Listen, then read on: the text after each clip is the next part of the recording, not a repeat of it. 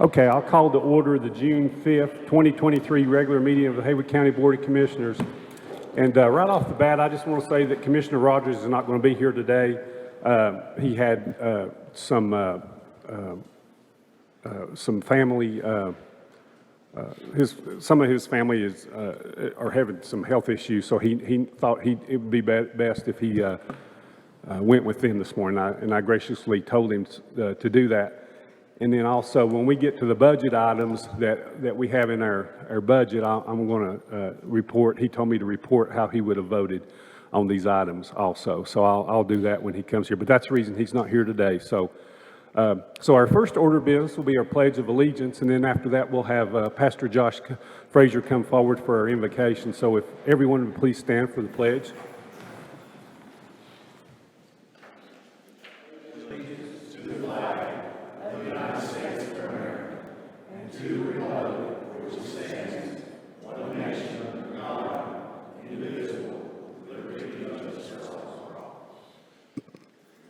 Let us pray. God in heaven, we thank you for another day to be able to come together and be able to talk about the different matters that we have at hand. I thank you for the privilege that it is to come to you and be able to make our requests and be able to ask you of things, and knowing that you know what's best and will give us what's good in this life. I pray and I ask that each person here that has any sort of say or decision to make, that you would let them approach those things with wisdom and guidance that only you can give. I pray for those who are going through hard times right now in our county, the difficult things that come in life. I pray for your peace that surpasses all understanding. We lift up each thing in this meeting today that's going to be talked about and discussed, and we pray that everything that we do would be to look towards our fellow man and to make sure that we are uplifting them in the best possible way that we can. We pray for your love utmost and for all in this community. In your name we pray. Amen. Okay, thank you, Pastor Josh. Okay, our next order of business will be public comment. I have 3 people who have signed up to speak. If you would limit your comments to 3 minutes, and Amy will let you know when that time is up. And if you would please conclude your comments at that point. So our first person to sign up to speak is Hal Neff. Welcome, Hal. Yeah, if you would just make sure you speak into the microphone. Okay, I'm really quite nervous. There you go. No, that's okay. The subject, what I would like to talk about is, we all know that the paper mill is closing this week. I think, we're saddened about that, but I think there's opportunities we could, take advantage of. I live in Bethel. I live on the West Fork of the Pigeon River, and I've been flooded, Francis, Ivan, and Fred. And I've had a lot of near floods previously. And I really think there's 2 things that we could do. If we could take control of the dam from Evergreen, and we could use it as a flood control, lower the lake prior to an event coming. And the other thing is we could use it for a recreational, by releasing water, in the summertime and allowing, rafting, kayaking, and whatever on the river. And so that I didn't know who to bring the subject to. I don't know if you guys have discussed it already, but I do think there's a really opportunity. I don't know if anybody's been flooded, but it's not a flood, not a fun thing to go through. And I know there was a lot of money out there, federal money, state money, whatever. And I don't know what the avenue is to try to get control of the dam. So Okay. that was all I wanted to bring to your attention. Okay, well, thank you, Hal. And we'll address that here in just a few minutes. I'll ask the staff kind of where we're at on that. So if you want to hang around just for a few minutes. Okay, our next person signed up to speak is Monroe Miller.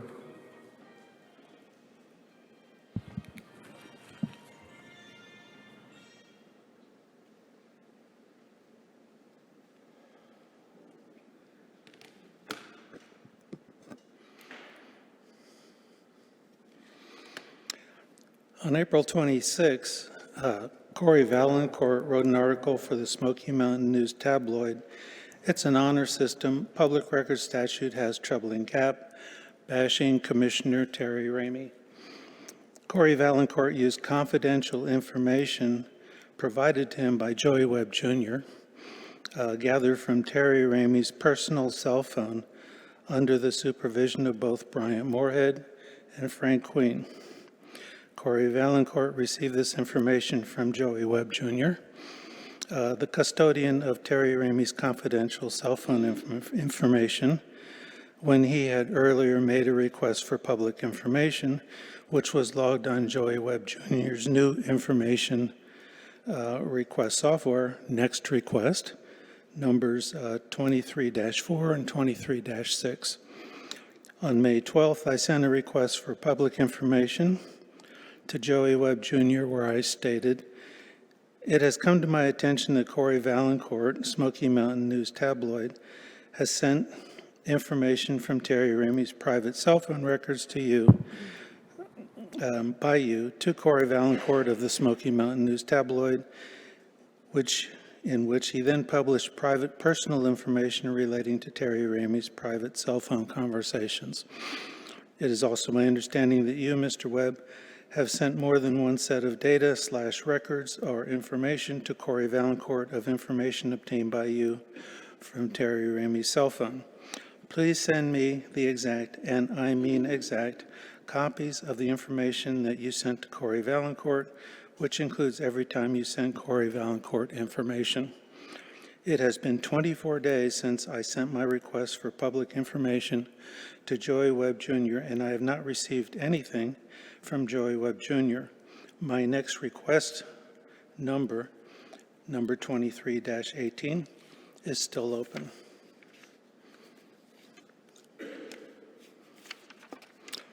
Chapter 132-6D says, the agency shall disclose as soon as practical and within 25 business days public records requested for the announced project that are not otherwise made confidential by law. This information is not confidential as Joey Webb Jr. turned it over to Corey Valancourt in the first place. Please have the county manager, Bryant Moorhead, prevail upon Joey Webb Jr. to provide public records that I have requested. All Joey Webb Jr. has to do is punch a couple of keys on his keyboard, because all he has to do is redirect the information he sent to Corey Valancourt to me. If Bryant... Go ahead and finish your thoughts. All right. If Bryant Moorhead can't convince Joey Webb Jr. to do his job, I request the county commissioners prevail upon Bryant Moorhead to do his job. If commissioners cannot prevail upon Bryant Moorhead to get Joey Webb Jr. to provide the requested information, I will request that the State Chief Information Officer, James Weaver, to mediate in this dispute. I appreciate your allowing time for me to express my concerns. Thank you. Okay. Okay, our next person signed up to speak is Van Walker.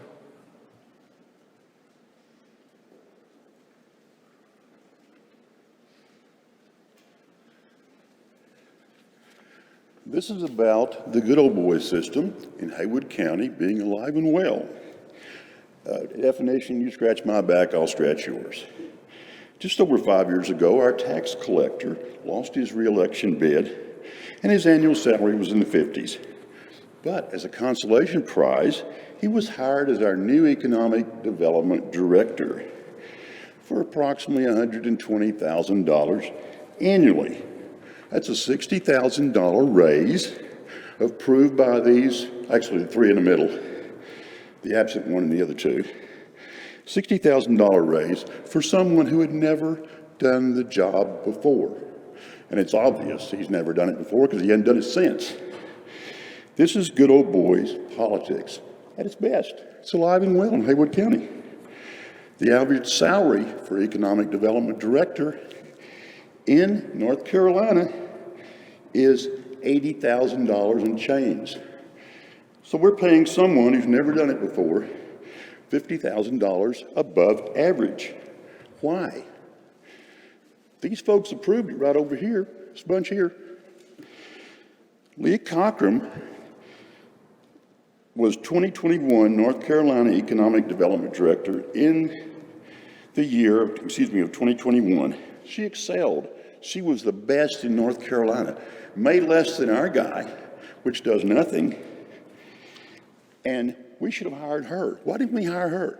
Why didn't we hire someone like her? Let's get the top 12 in the state and hire one of them instead of someone that's never done it before and has proved that. When hiring for a position, hire people who are successfully doing the type of work for which you are hiring. It isn't brain surgery. It's basic economic, business, common sense. Our economic developer hasn't been successful in 5+ years, but no one seems to care that the taxpayers are spending $50,000 per year over the average for nothing. It's good old boy politics, bad business, and screw the taxpayer. The economic development in Haywood County has been dismal, and worse, between the director and the Asheville Chamber gifts, we spent over $1.5 million. That could do a lot of dirt work and save a lot of flooding, folks, for nothing. But who cares? It's only taxpayer money. Who cares? We've also wasted 5.5 years in the process. The middle three, Long, Inslee, and Rogers, who's absent, voted for this abomination. The voters will be reminded often before the next election. Even a poor business person would have cut their losses by now. That's a poor one. So what does it say for us? How many more on the payroll are on the payroll at above North Carolina's average salary for their position while performing at a mediocre or less level? How many positions and salaries have been created, folks, for good old boys that really aren't necessary? I know of 3 or 4 right now, and I'll be speaking about them in the coming weeks. If we do it right in Haywood County, we'll be a shining example for every county in North Carolina and beyond. Our Haywood County law enforcement is great, and we must supply the necessary tools for them to continue working at a high level. And I agree with the jail. I just don't agree with how it's being done. During the next public meeting, I'll brief y'all on a jail that was just completed under budget for $96,000 per bed. Our latest bid was $175,000 per bed. For our new jail, anyone smell a rat? Do your job, do what's right, and enforce in law enforcement and take care of the law enforcement and the taxpayers. I can hardly wait for the next public meeting. Love shining a light on people that are doing the wrong thing. Okay, would anyone else care to address the board this morning? Come on up. Just state your name, Dale, if you would.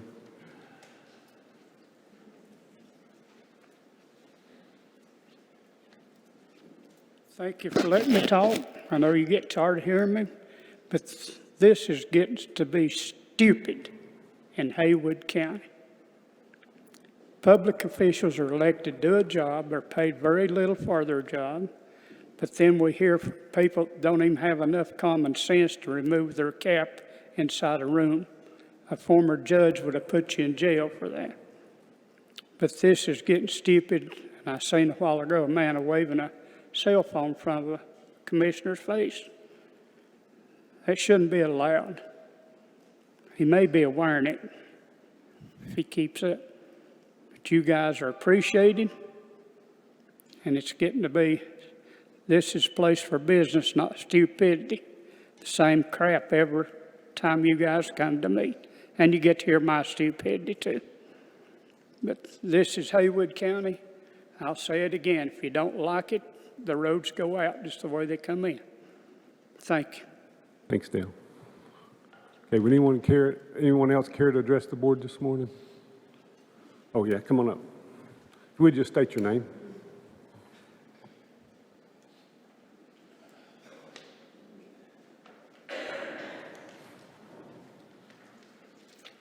Philip Edwards.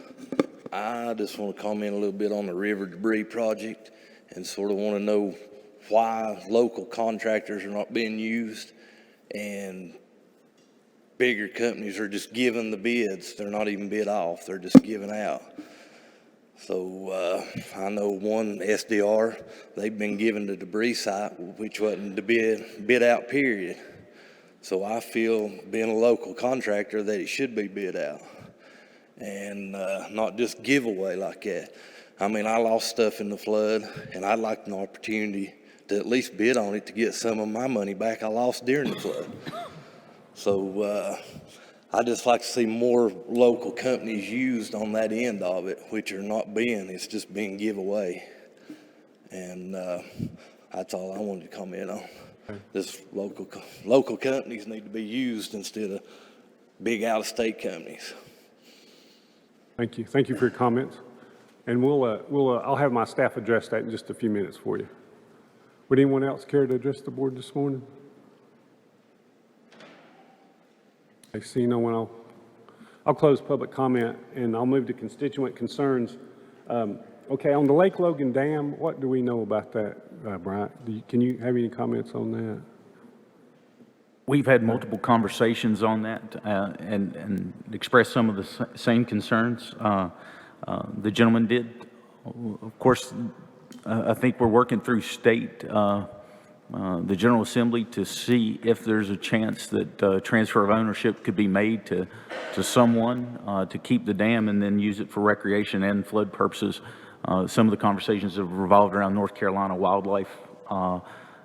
I haven't had any conversations about the county actually taking ownership, but right now it seems like somebody at the state will have ownership and be able to use it for outdoor rec if that plan goes forward. That's a good idea about the water release. I hadn't thought about that, so if that would be possible. I know the dam's really old and probably built, 1920-ish, something like that. 1933, I believe, is when it was completed. I think there's a good deal of work to be done to do some inspection of the dam and then also some dredging that would be required. All that's going to take time, but it is a consideration as far as ownership. And so we've also talked about that I call it Champion, but it's I guess Champion does own it in a way, or is it Blue Ridge? Blue Ridge. But anyway, we have talked about how many properties they have, and right now all that's a little bit in flux because we're not sure what they would sell, and then and then what it would cost and all that. So we spent a great deal of time just setting up sort of systems to aid the workers that are losing their jobs as we move. These things are on the radar screen. They just haven't been a priority as far as getting people jobs and health insurance and all of the services they need. But please know we're working on all of that. Yeah. So And I think the chairman made a good point. It all hinges upon whether they want to sell it or not. They may right out of town and retain ownership. So at this point in time, we don't know. And then on emails that Miller was talking about is it? Yeah, we've got the request. We've sort of been inundated with requests. Joey's working on those, and then he was out last week with an illness, so I'm sure he'll follow up as he gets caught up on his backlog of work. Okay. Yeah, I forgot. Yeah, you're right. He's been out for at least a week. Okay, and then on the river debris. Yeah. So how does that work? So on the initial debris pickup, we used SDR because the state had pre-positioned cleanup statewide. They had different regions and different people already pre-positioned so they could start work early. You may remember, I think it was 9 days after the flood, we issued that contract to SDR so they could get moving right away. Okay, now what's SDR? Southern Disaster Recovery. They won the bid through State EM. We actually used that same approach to manage the temporary debris management site, TDMS, just because they have the expertise in running a consolidated site. Our plan, and we're working with McGill, is to divide up the sites for the EWP program into packets that are manageable to where large companies aren't the only ones that can bid on it, so we can get more local folks involved. And that's what McGill's working on now. So we'll be, so those packets, when will they be? So McGill's working on getting local so where everybody can bid, and there'll be smaller contracts. Correct. Right now, McGill's still working on getting the right of entry agreements. I think we're missing about 30 of those. That's from private landowners to get on their property. That way we have access to the site. Once those are in place, McGill actually is working on dividing those up into small groups, 5 or 6, depending on difficulty. Each site's so different. But we expect that we'll have the opportunity for locals to bid on it, not just the big corporations like SDR. Okay, and that's why we're taking that extra step. So when SDR, they came in right off the bat, and the state was paying for that, so they had to go through the state contracts, I guess. The state had already competitively bid that service, and SDR was awarded it for our area. And they did that so that you could start moving debris more quickly. So that's the reason that we did the initial cleanup with SDR. Okay. I think to Mr. Edwards' point, and I may be wrong, but I've had a couple of phone calls as well from local contractors. And I think, to your point, I believe I'm hearing Mr. Moorhead, I've conversation with him 2 or 3 times.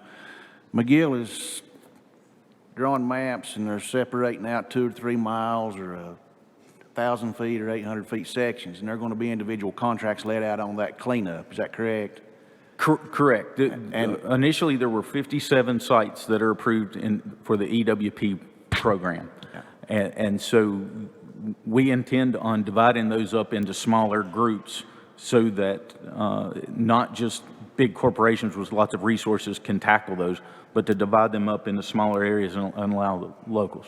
I'd actually been contacted over the weekend by another local contractor. Do you know when those bids are going to be for public viewing so folks like Mr. Edwards can bid on those sections of stream? A lot's going to depend on getting those right of entry agreements issued. Our hope is that middle of July that we actually have bids out on the street and we're phasing this.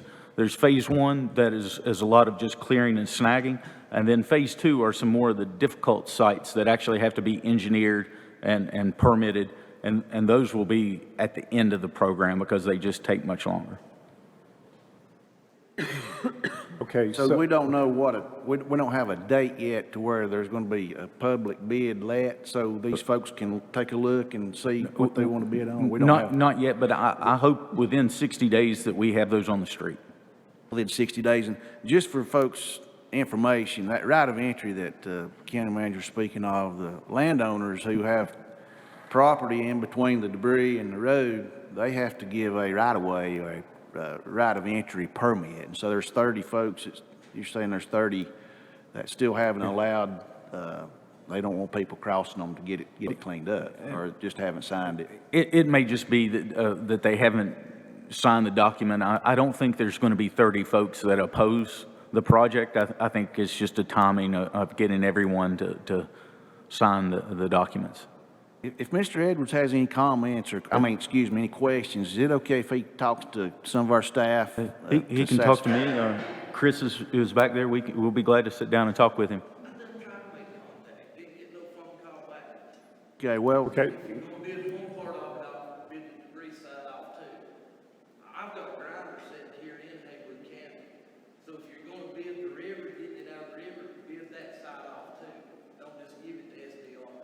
Yeah, if you would.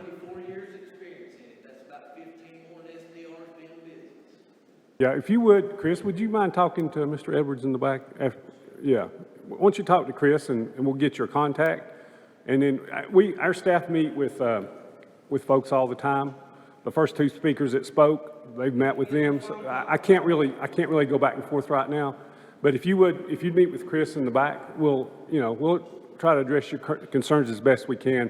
We have parameters we have to follow through these state contracts, or else they won't give us the money. So we have to do it a certain way. And I know it's frustrating. It's frustrating to me too. So if you would just talk with our staff back there, and we'll try to get your questions answered. Because believe me, we want local contractors to do the work, and everything. So, but if you would, Chris, go on back there and talk to Chris, and then hopefully he can address your concerns.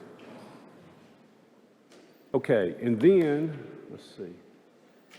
David, David, you had a couple, three things that you wanted to comment on that has to do with the mill closure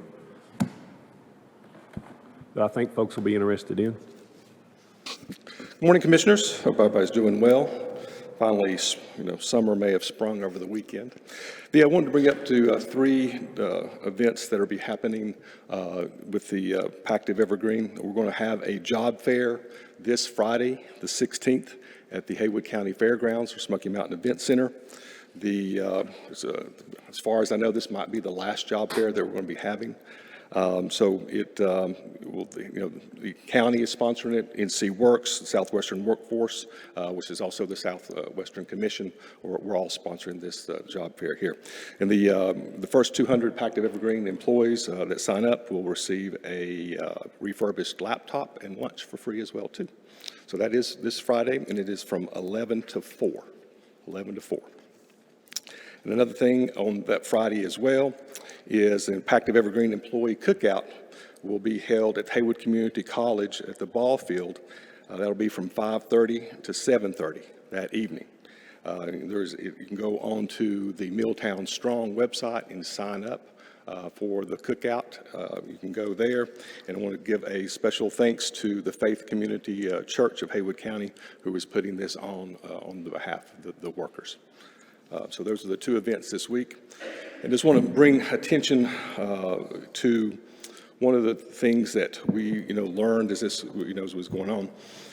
We all had a, chance to attend Congressman Edwards'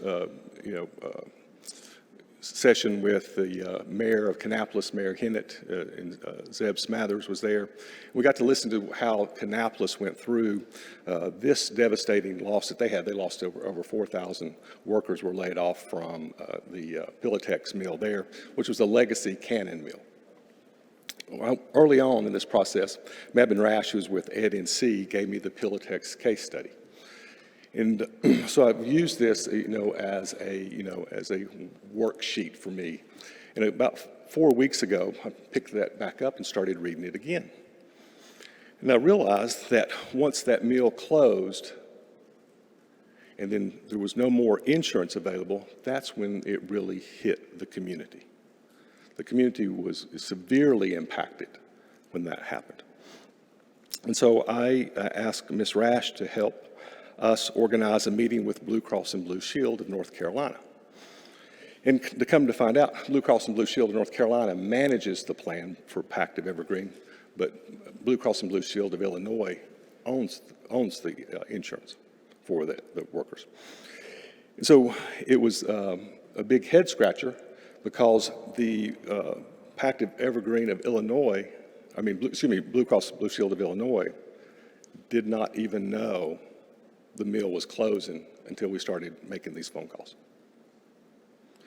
So this started a great community come together with Haywood Regional Hospital, Mountain Projects, Blue Cross and Blue Shield of North Carolina.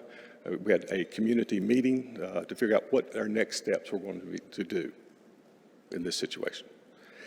And 2 weeks later after that, we had our first meeting with the workers, Blue Cross and Blue Shield of North Carolina. It was nice to come down with their navigators, with Mountain Projects there, and was able to explain to the workers about what's their next steps when COBRA ends. Because the effects of the bargaining agreement, insurance will end on July 31st. So that COBRA, when we got the COBRA that's, you get insurance, you get the same to carry your insurance. So that insurance is $806 for an employee, a spouse is $1,600, and for a family it's $2,400 a month. And so what these navigators do is they help the workers decide what's the best plan for them, because they also take into account their health. And they may have certain health issues that may be more beneficial for them to stay on COBRA as to move over to another plan. So we're excited that Blue Cross and Blue Shield is going to be coming back again, and they're going to be over at the Union Hall from June 12th to June 16th from 8 to 5 o'clock each day. My understanding is that some of there's a form that the workers will have to turn in beginning next week to receive their severance package. So it will be right across the street from them. They can go in there, turn their form in, and come in and decide what the best health insurance is for them. So that'll be, again, next Monday through Friday, June 16th. So it's going to be a busy week next week. Okay. So those are the big three things. And then hopefully at the next commissioners meeting, we're going to be able to announce another program to help the workers even further as we go get through this. Okay. Any questions? Just a comment, I appreciate you catching that oversight by Pact of Evergreen. I know a lot of the employees down there appreciated that and got their eyes open that there had been a little miscommunication with the Blue Cross and Blue Shield of Illinois. Like they hadn't been told they were shutting down. So I know there's flyers on bulletin boards, and we've communicated that meeting you're describing. So trying to get these folks taken care of on their insurance side. So yeah, it's it's been very challenging for them, and I appreciate everybody. It's like I said, it's a community effort. Mountain Projects, Jan Plummer, is the insurance coordinator there, has done a tremendous job, and is a go-getter, and she's really been pushing. She does a great job. So, but she's we were working Saturday and Sunday on this new program, and so we're excited about be able to work further on this issue, because it's an expense. When you're having your insurance paid for, and then now this happens to you, you lose your job. I mean, it's just so much to juggle for everybody. But that's one of the things we wanted to help them and also protect the community, and not have run on the hospital, not have run on doctors' offices, and protect as many of the community assets. Department of Social Services at the Kannapolis was very, very heavily impacted after this as well too. So Michelle Troll and Ira Dove have done a great job, getting that coordination there. They're always at these meetings as well too. As I said, it's a community response to this. How many employers do you have that will be at the job fair on Friday? I think 60. And how did the employees sign up for the first 200 that could receive the laptop? It's on the Milltown Strong website.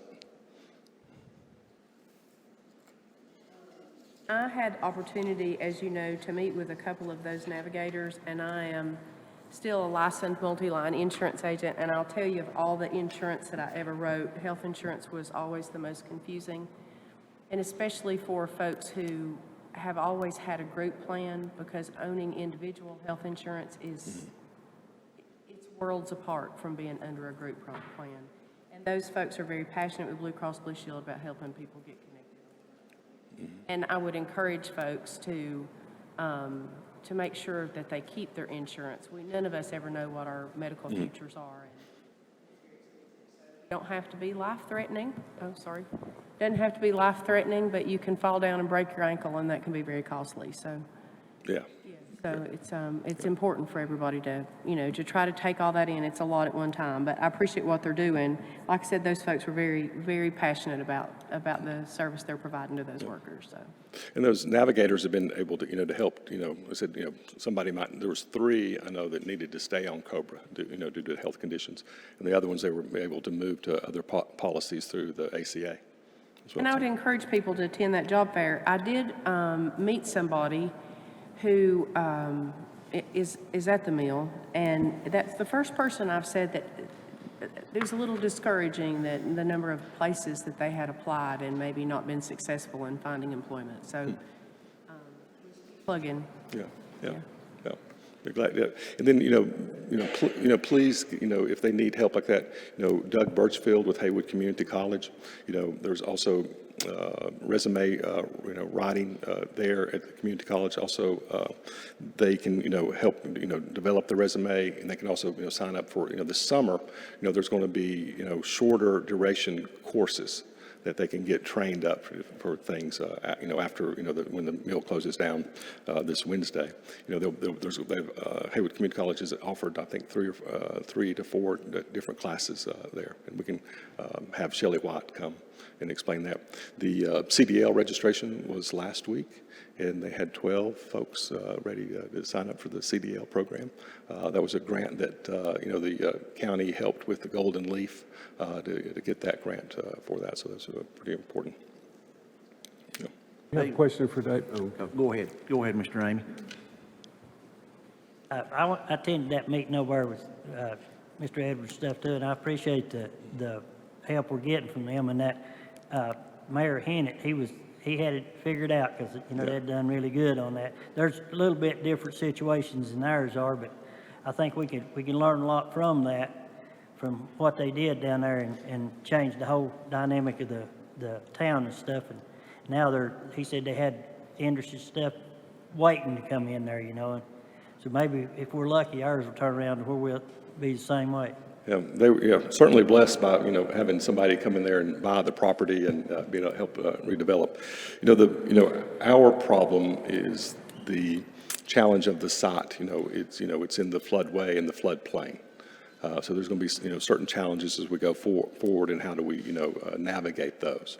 And we're not, that site down there was completely level and flat and had,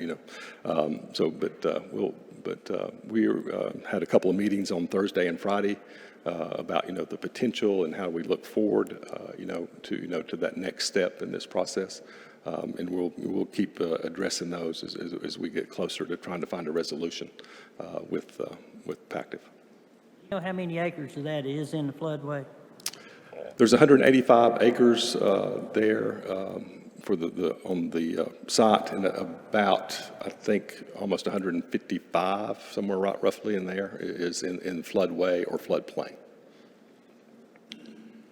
Yeah, and that, there's an opportunity there if we know there's going to be stuff in the ground there. So we're probably going to have to haul in, if you were to have to tear the plant down, you would, a lot of mitigation efforts would be to haul in dirt to cover that, which would greatly help getting the property out of the floodplain. So you can kind of kill two birds with one stone by getting that, that done. So, and David, I just want to make a comment. The mayor from Kannapolis was talking about the things that they had done, and it was funny because I would say 80% of the things that they had done, we did within the first week. And I know he was talking, the first thing he said, well, is your community college involved? And it was like, they were involved the next day. We were on a phone call with them.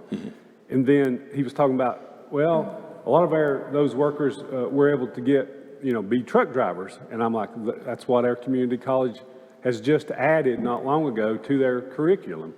So, and then he talked about the health insurance, which a week before that meeting, we had already met with Blue Cross Blue Shield and their navigators to come on board to start that process. So much of what he was talking about, you and some other community leaders had already instigated getting that to happen. And so I was very proud of our staff and of our county. Whenever I heard what they had done, what they had learned to do, we were already doing, And the one thing that I really came away from that meeting was we probably need to probably tear the plant down if somebody ever gets control of it, because we can redevelop that in such a way that they did in Kannapolis, and now that's a thriving community. And so I always thought Kannapolis was where Dale Earnhardt was from, because I was a big Dale Earnhardt fan. But anyway, I didn't realize that they'd been through all they'd been through and everything. So, but I just want to thank you for all that y'all have been doing. And I know you've been working 7 days a week, because like I said, I talked to you one Sunday morning, a few weeks after the plant closed, and it was 9 o'clock on Sunday morning. And I said, are you working today? And you said you'd been up here since 7 o'clock. At 7 a.m. that morning. So I appreciate all the work you've done. Thank you. A lot of people don't see that and don't realize it, but just know that I do, and the other commissioners know exactly what's being done. And it's to help our community, and it's to help our workers, our mill workers, make a better future for themselves. And you mentioned Jan Plummer with Mountain Projects. And let me just say this. If anybody needs health insurance out there, even in the mill workers, Jan Plummer, she knows, she's a navigator for the American, the Obamacare, for lack of a better word. ACA. Yeah, Affordable Care Act. So I have had 2 of my employees been able to get health insurance for themselves because I don't have a group plan. I have 5 employees. So they've been, a couple of them have been able to get health insurance at a pretty good rate, you know. And in fact, I have a real young worker, and his health care was under $100 a month and everything. So, and he didn't realize that until he was, he'd gotten hurt doing, not on the job, but doing something else. And he realized how expensive not health insurance, but how health care was, because he had to have some stuff done on his knee and stuff. So he was able to, so anyway, it made him a believer, even though he was very young, under 20. He was able to get health insurance, and now he has it. And I make sure, I said, no, you're still on that, you're still paying that. So, and I try to help him with that. So, but if anybody out there needs health insurance that's watching, please contact Jan Plummer at Haywood Community College. And I appreciate Mountain Projects. She's at Mountain Projects. I'm sorry. With Mountain Projects, and she will put you, she'll find you the best plan. She shops all the plans that are out there, and a lot of them are subsidized, and that's just the law right now. So take advantage of it. Yeah, you know, Blue Cross, Blue Shield, Aetna, or, you know, I've heard several people moving over to the Aetna plan. Because that's one of the things that, you know, when everybody's going through these difficult choices, you don't want to, you know, folks to have to make a choice about, can I afford health insurance? Or, you know, what can I afford? And that's why it was so important to get these folks here for everybody to understand what their options were. Because before, they didn't have options, and they were not presented to them. Right. That's right. And so, you know, and now, you know, we had the session 2 weeks ago, and then they're going to be here all the week of the 12th through the 16th. Something. David, just a question. You'd made the comment that this might be the last job fair coming up. It's coming Friday, but there are job fairs planned, I mean, outside the closing of the mill. This is a targeted event, but there will be other regional job fairs in the coming months, as they've always been. I just don't have anybody that on our calendar yet. Yeah. If you know somebody, you know, please please get them in contact with myself or Brandy Proctor at the town of Canton, to where we can get that on the Milltown Strong website. I have not heard anything just yet. I mean, NC Works, they usually have a couple a year anyway. Yeah, they'll have one at the. I know a lot of employees are going to have to, there's little niches, you know, one size doesn't fit all. Some folks are probably not going to seek other employment for tax purposes, you know, for several months. Yeah. And there may be an influx of some of your middle-aged older workers that want to re-enter the workforce January 2024 because of certain criteria. But anyway, there will be other job fairs. Yeah.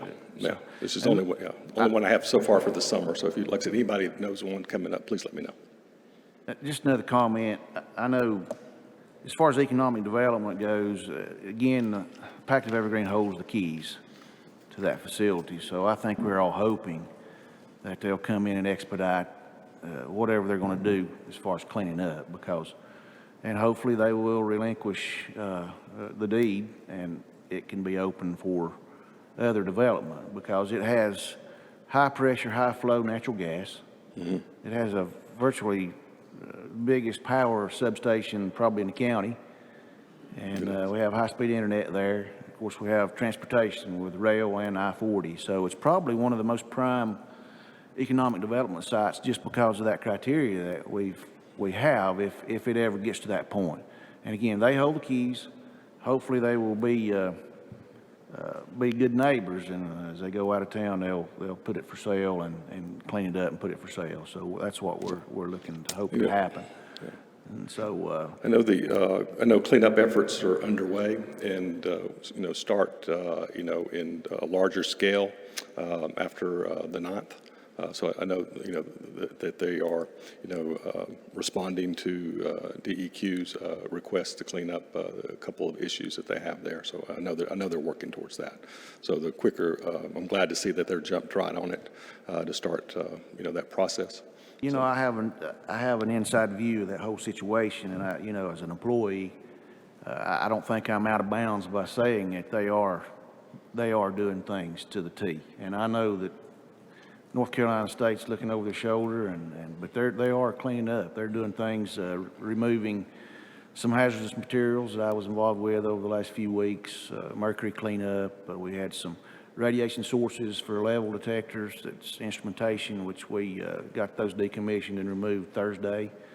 And they've had worlds of contractors in there cleaning up in there. So it's, from what I see, boots on the ground, I'm a commissioner and also an employee down there for about 3 more days, but they are doing a good job in cleaning up from what I can see. But I know it'll be an ongoing process. But you talk about the flood mitigation.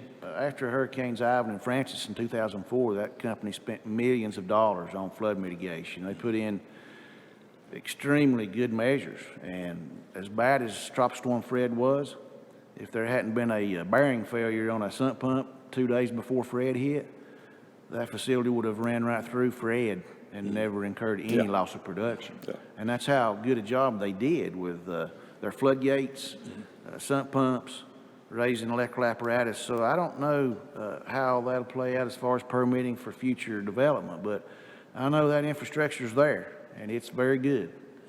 Ran right through Fred, maybe a day or two, a blip in the radar on production because that one sump pump failed. And if it hadn't have, it would have went right through it. But, people talk about the economic loss. The railroad, they're going to suffer. They're going down to just a few employees, go down to 2 engines. But lost in conversation, I guess, is Duke Energy. Their power bill was just a little south of $2 million a month. Yeah. 1.7, $1.8 million a month. That's how much power that facility bought from Duke Energy. So all that infrastructure is there, but this will be a widespread economic shortfall over the next few months until we can build back. And but I appreciate the work. I know you've called me on some of these fines and helping our employees. And off hours duty that you put in, so I appreciate it. And I know our employees appreciate it. They know that the county is working hard, to have their back. And so, thank you, Dave. Well, thank you.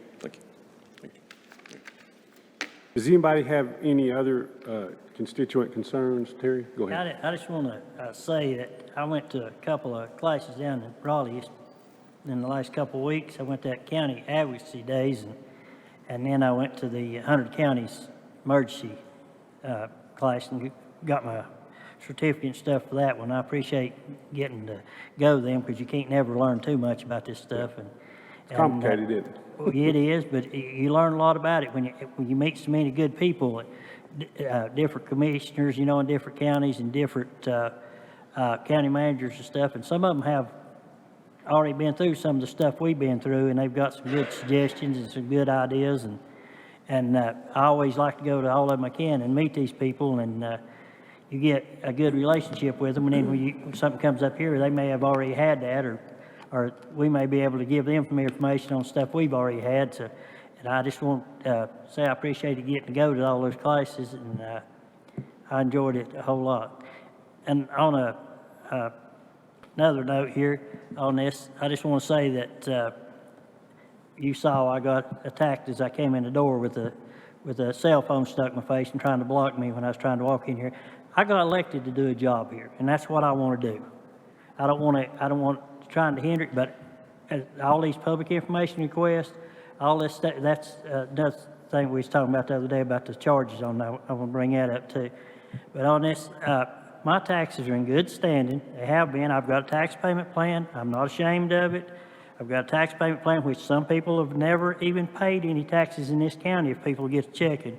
The ones that's pushing this so hard have not even ever paid a penny's county in Haywood taxes in Haywood County. And also that I'm trying to do a job here, and there's hollering, am I going to vote on the budget? I'm going to do my job that I was elected to do. And that's what, I'm here for the people, and I'm going to stand up for my people, and I'm going to do what's I think's right for them. And that's not going to change. And I just want people to know that I'm trying to work hard here, but that we got these people that's trying to hinder and change how we do stuff, and I'm not going to go for that. I'm here for my people that voted me in here and everybody else that's in Haywood County, and I'm going to do that job. I appreciate it. Okay. You go ahead. A couple of things.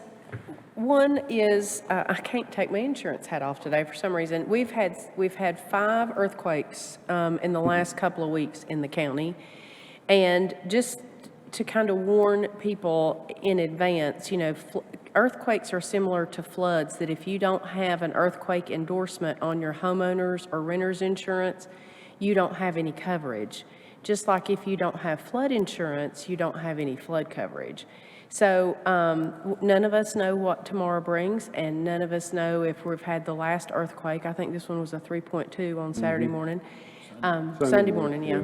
Yeah, I felt So that. you might want to reach out. I'm not an insurance agent anymore. I can't benefit or profit from this in any way, but you might want to reach out to whoever your insurance provider is, because those, even a strong tremor can take the brick off a brick house. So just might be something that you want to reach out to your insurance provider today.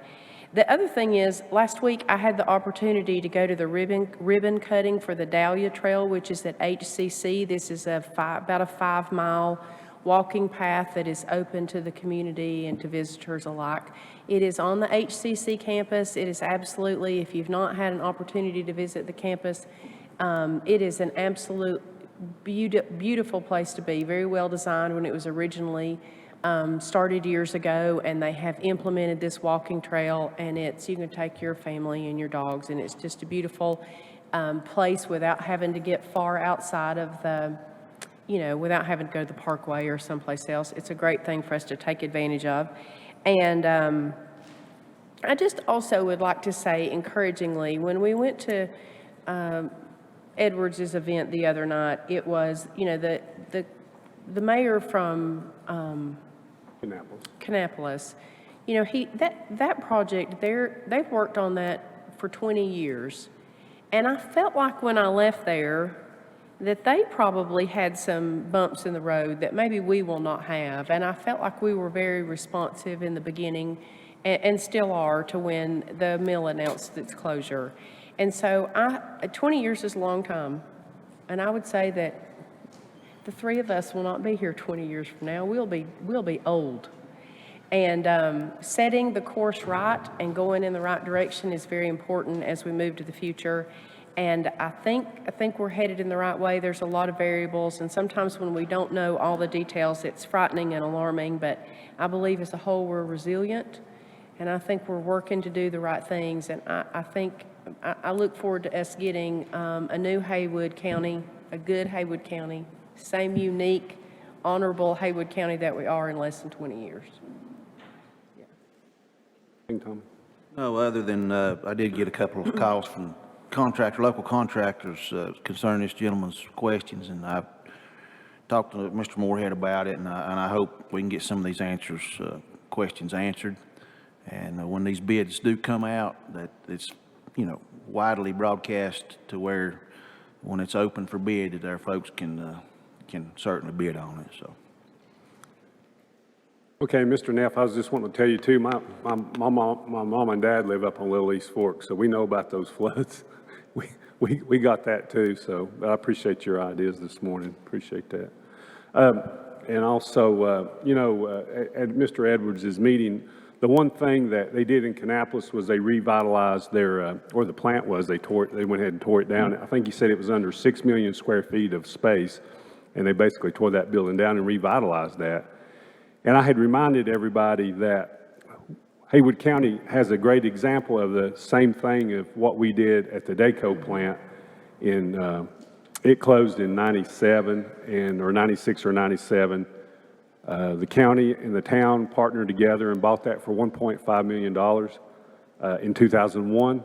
It took us 10 years from our economic development, using our economic development, office, economic development takes a while. So it took 10 years, and then 10 years later, that plant building in that 10 years was torn down. We now have on that site, we have Walmart, Belk's, Best Buy, and a plethora of other businesses, and those businesses contribute greatly to our tax base.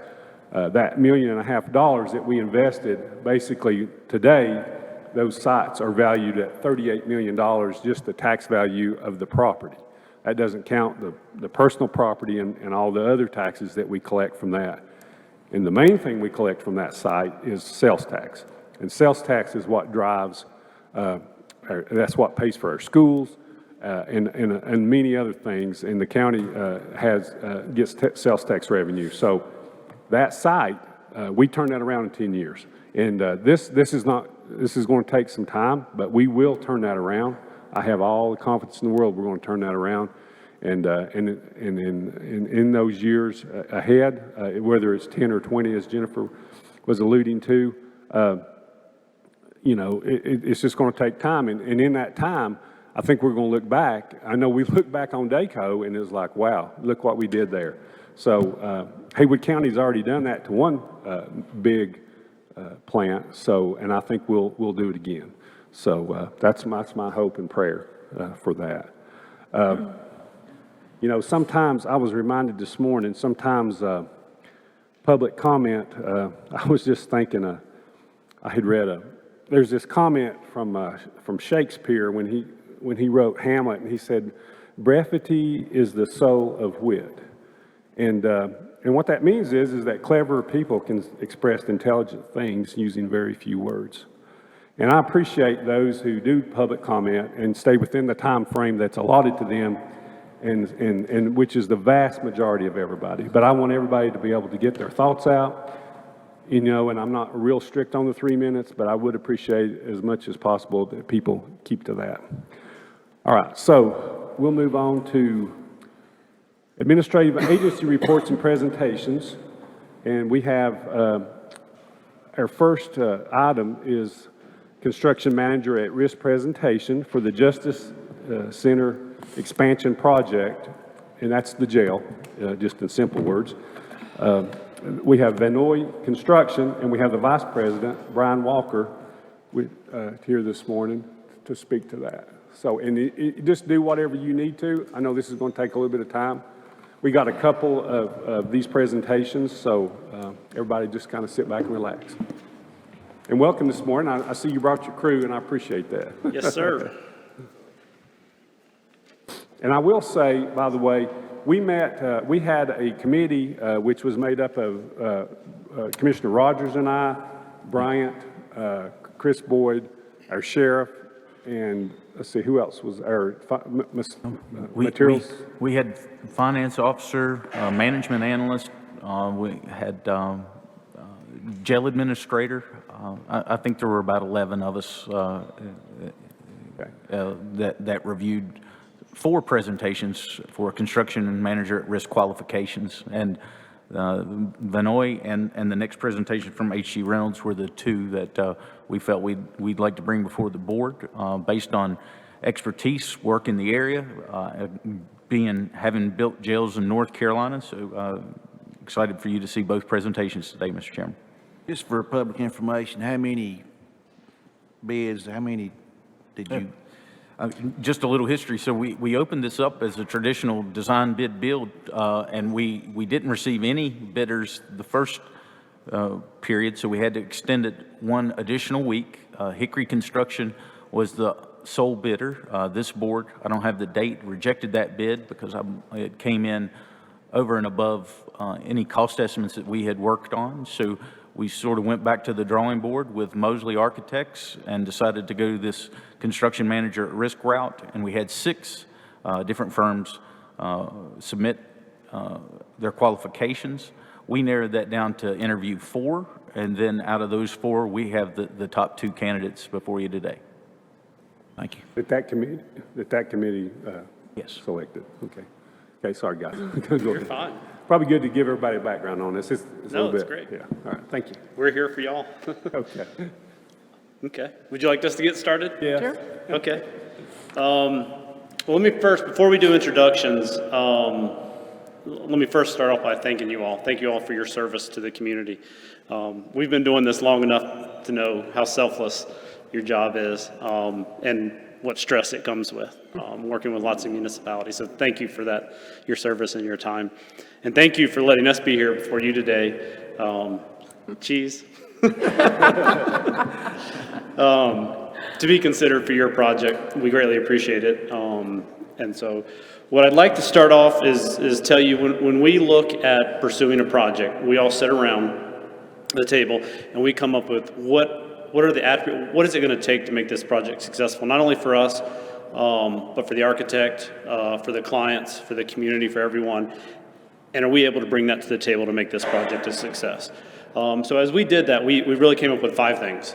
The first one was content knowledge. Do we have the expertise, the nuts and bolts expertise? So building detention centers, working on existing occupied campuses, things of that nature. The second, having public CM at risk experience. And not just any public, but North Carolina. We'll talk a little bit later, but North Carolina does it a lot different than the surrounding states. The third piece, you do have a unique site. With some variables, some opportunities we like to say, and so having a true knowledge of how to combat those, how to mediate those, how to drive costs down on those is going to be very important on this project. The fourth one is having an available team that's ready to roll up their sleeves and get going on this project. You already have documents 100% complete. So it's going to take a sprint to get going these next 60 days that we'll talk about here in a second as well. And the fifth one, which is really the most important, is to bring a team that has the subcontractor backing of the community. Those subcontractors are going to be key for bringing in competitive pricing, for having sufficient manpower, for being able to do quality work. And that's going to be the true important piece, most important piece of completing your project under budget, on time, in a very quality manner. So hopefully after today's discussion, you'll see that we bring a lot of those to the table, and hopefully would be the successful contractor after that. Let's see here. So what better way to get started here? Let's do some introductions. This team that we're bringing you here does have that expert content knowledge that I was talking about, building detention centers, working on existing campuses. In our RFP, the resumes distinguish that, and we'll talk some more about it. But additionally, this is a 100% Western North Carolina local team that we're bringing. So having that experience here, and not only that, 3 of our team members are from here in Haywood County. And when we were going back to look at that research, we discovered that we had actually 9 employees that live here in Haywood County out of our 40-some in the Asheville region office. Folks like Scout Schulhofer, John Medford, Steve Suttles, and Amber Garcia, and the list goes on. But that's really important to us. And with that, let me stop talking a second, and we'll go through and do some introductions. And then, as was mentioned earlier, I'm Brian Walker, Vice President of the Asheville West region. Jim Young, I'm Project Director here in Asheville. I'll be heavily involved in If you would just step over the mic, because we're taping this, and then everybody can hear you and see you. How's that? That better? Yeah, that's good. Yeah. My name's Jim Young. I live in Buncombe County. I'm Project Director in the Asheville office. I'll be heavily involved in the pre-con as far as formulating the bid manual and all the scopes of work and working with our other team members. And when we get into construction, I'll be there whenever I'm needed. I'm Mark Vanoy. I'm president of Vanoy Construction. I'm out of the Jefferson office. I basically buy the gas and buy their lunch to get them to do all that. That's important. That's hard to follow, but I'm TJ Hollers at Vanoy Construction, here local in our Asheville office. Brian and I started the office. I'll be the single point of contact, basically the quarterback through the whole project, if we're lucky enough to get it. So I'm Brian Taster, born and raised Haywood County, been here 43 years. So I'll be your on-site superintendent, managing the schedule, pushing the subs, coordinating logistics. I know it's a tight site, scheduling inspections, just the day-to-day duties. One thing different here is I'm just 10 minutes across the hill over in Bethel. So if something happens on a Saturday or a Sunday, some silt fence breaches and you're trying to get a hold of somebody, I'm not half a state away or another state away. You can just give me a shout. I'm right across the hill. Good morning. I'm Mike Hesterson. I'll be handling the pre-construction aspect of the project. So that's largely working with McGill, Mosley, cost estimating, cost control, those pieces of the project. Good morning, Chris Little. I'll be the detention equipment and security electronics specialist. I'll work heavily with our pre-con team all the way through procurement and work with TJ and his staff all the way through final owner training on the detention facility. Thank you, guys. A little bit about who we are. I'll give you a little history. A lot of you don't know us. My mom and dad started the company 71 years ago this year. Up in Jefferson, we opened an office in Asheville 10 years ago. We've grown to about 500 employees now and 7 different offices. We have a site work division that we started just like the gentleman was talking a while ago about flood damage. Somebody gave us an opportunity back in the 70s to help clean up a flood that was there in Ashe County, and we grew from that into the site work business now with 300 pieces of equipment. So there is a real point to what he was saying. We pride ourselves in that 80% of our business is repeat business. We've been working in Western North Carolina, this part, since the 70s. We've been doing work with Ingalls for over 30 years. We've been in different states with them everywhere. And one thing we pride ourselves in is the 4 H's: honor, humility, hospitality, and hustle. That was what our parents, how they started us, and that's what we try to live by. And it's a little ironic, we're in a courtroom today, but we've never been in court ever. So we pride ourselves on that, and we appreciate the opportunity, and thank you for letting us come talk to you.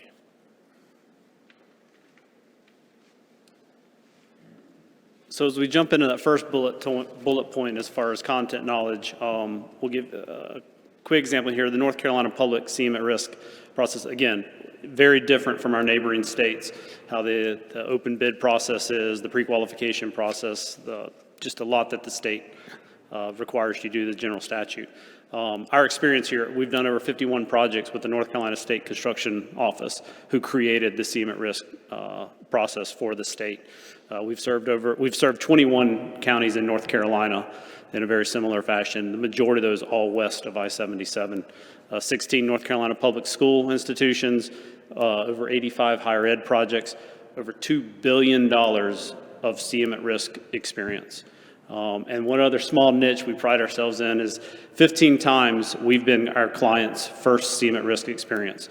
So understand that process of walking our clients through it, not just taking it for granted that you know everything that's going on. So helping educate through the process as well is very important to us. And you'll see the bottom right there. And a lot of this goes back to those local subcontractor relationships. We've never failed to deliver GMP within budget. Takes a lot of work up front, but something we're very proud of. To further on what Brian had to say about competency, I got elected to present a few of our projects detention projects we're very proud of. I'd like to note that 4 of our members standing here on this team worked on 4 of these projects very intimately, so we've worked there and been in the trenches together. The top 3 on the screen, I'll give you a quick couple stats. Burke County Jail was about 71,000 square feet, 256 beds. The Wilkes County facility was 58,000 square feet and 188 beds. And the Ashe County facility was 35,000 square feet and 165 beds. I just want to note we've developed some great partnerships. 2 of the first-time CMAR clients that Brian mentioned were actually a couple of these projects. And I think we've got a very good team and a well-put-together plan for our detention work. This is our track record, which we're very proud of. We like to refer to this as the rubber meeting the road data. We created this slide to illustrate essentially 3 points. One, the relevant experience, as Chris just mentioned, the top 3 being the 3 most recent detention facilities we've completed. Second, an understanding and emphasis on local participation. The remaining 6 are all completed in either Cullowhee, Cherokee, Flat Rock, or even in Waynesville. And the last is just common traits. Each project has a different owner. Some have different end uses, but they all have 2 common similarities. All completed on time and all completed under budget. There are 3 footnotes on there with Burke and Wilkes County Jail. Before the project was completed, the owner actually used unspent owner contingency within the project, and as well as Western's Lower Campus Residence Hall. It was actually with their owner contingency they used for deferred alternates on bid day. So we are proud of our track record. However, something that is not illustrated is the direct reason of our record is successful local participation. A big reason is being able to deliver a project on budget as well as on time is maximizing that local participation, which we strive to do on each one of our projects. We refer to it as actually recycling of local dollars. So we've spoken about who we are and what we can do. We'd like to transition to actually speak about the reason that we're all here today, which is your project. So as construction manager, we are always the last piece of the puzzle. We're the last portion to join the project team, but we're used to it. We hit the ground running and we get up to speed fast. For your project, our plan is the following. If we are awarded the project, we're first going to request an in-person meeting. Main purpose is for us to ask questions, but more importantly, to listen. Learn more about the project, the programming, the details, the scheduling, and the budget. From there, we actually break away and we would call gang tackle is work together. We'll first be creating a schedule that will encompass any and all tasks related to your project, whether it's pre-construction, estimating, permitting, construction, testing, and even owner move-in. The second is the pre-qualification of subcontractors and suppliers, mainly getting the buzz, getting the excitement about this project within the community. Tapping our in-house civil department. Jason Blackwell is unfortunately not here today, but is a huge resource that we use for all of our construction manager at risk projects, being that not only helping us with cost estimates when it's related to civil documents, working with the civil engineer in McGill, but helping us understand further the geotechnical information and some of the intricacies related to your site. Review of the drawings and specifications with Mosley, asking questions, see if there are additional items that we need to either break out for unit price on bid day or even an alternate for potential value analysis. As Jim mentioned, begin creating our bid manual. This is a very thorough but important piece of information that all subcontractors use before they even submit a proposal and especially before they step foot on the job site. And lastly is creating an estimate that we will bring back to the project team. All of these items will be prepared, reviewed, and discussed with Haywood County within 60 days of Vinoy Construction joining this project.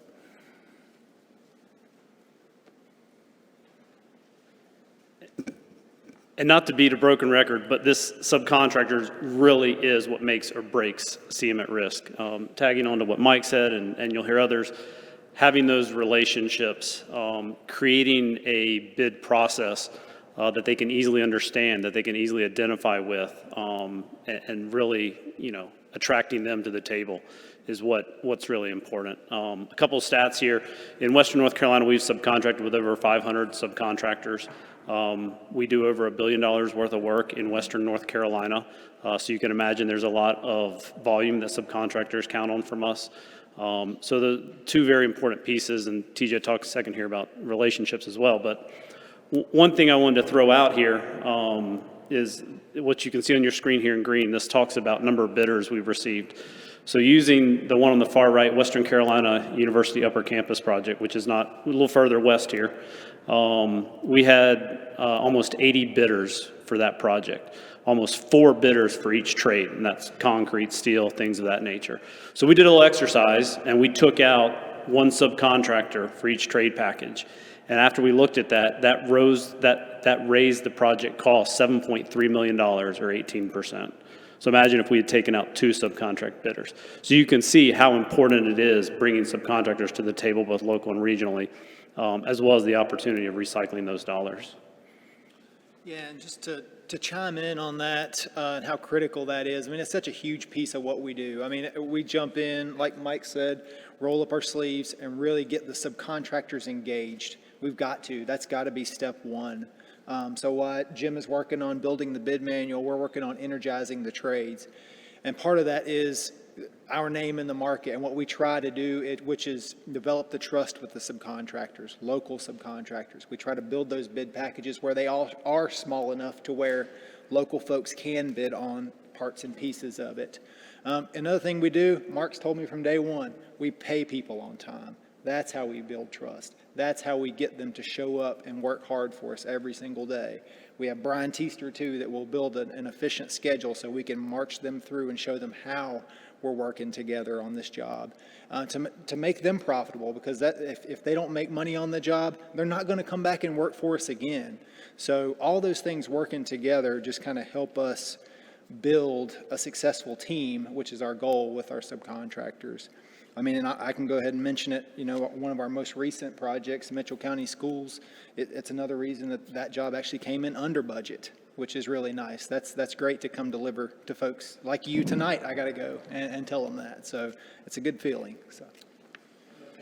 Yeah, and I wanted to chime in, speaking of subcontractor coverage and being here local and knowing a lot of these guys, when we were sitting around in the conference room the other day putting all this together for you guys, I kind of looked around to the room and I thought, wonder who the grading contractors were that were previously looking at this project. And I called up 5 local, 2 being in Waynesville contractors that I've spent many years working with. Some of y'all may know Terry Schuler, Ben Blair with Southern Appalachian Grading.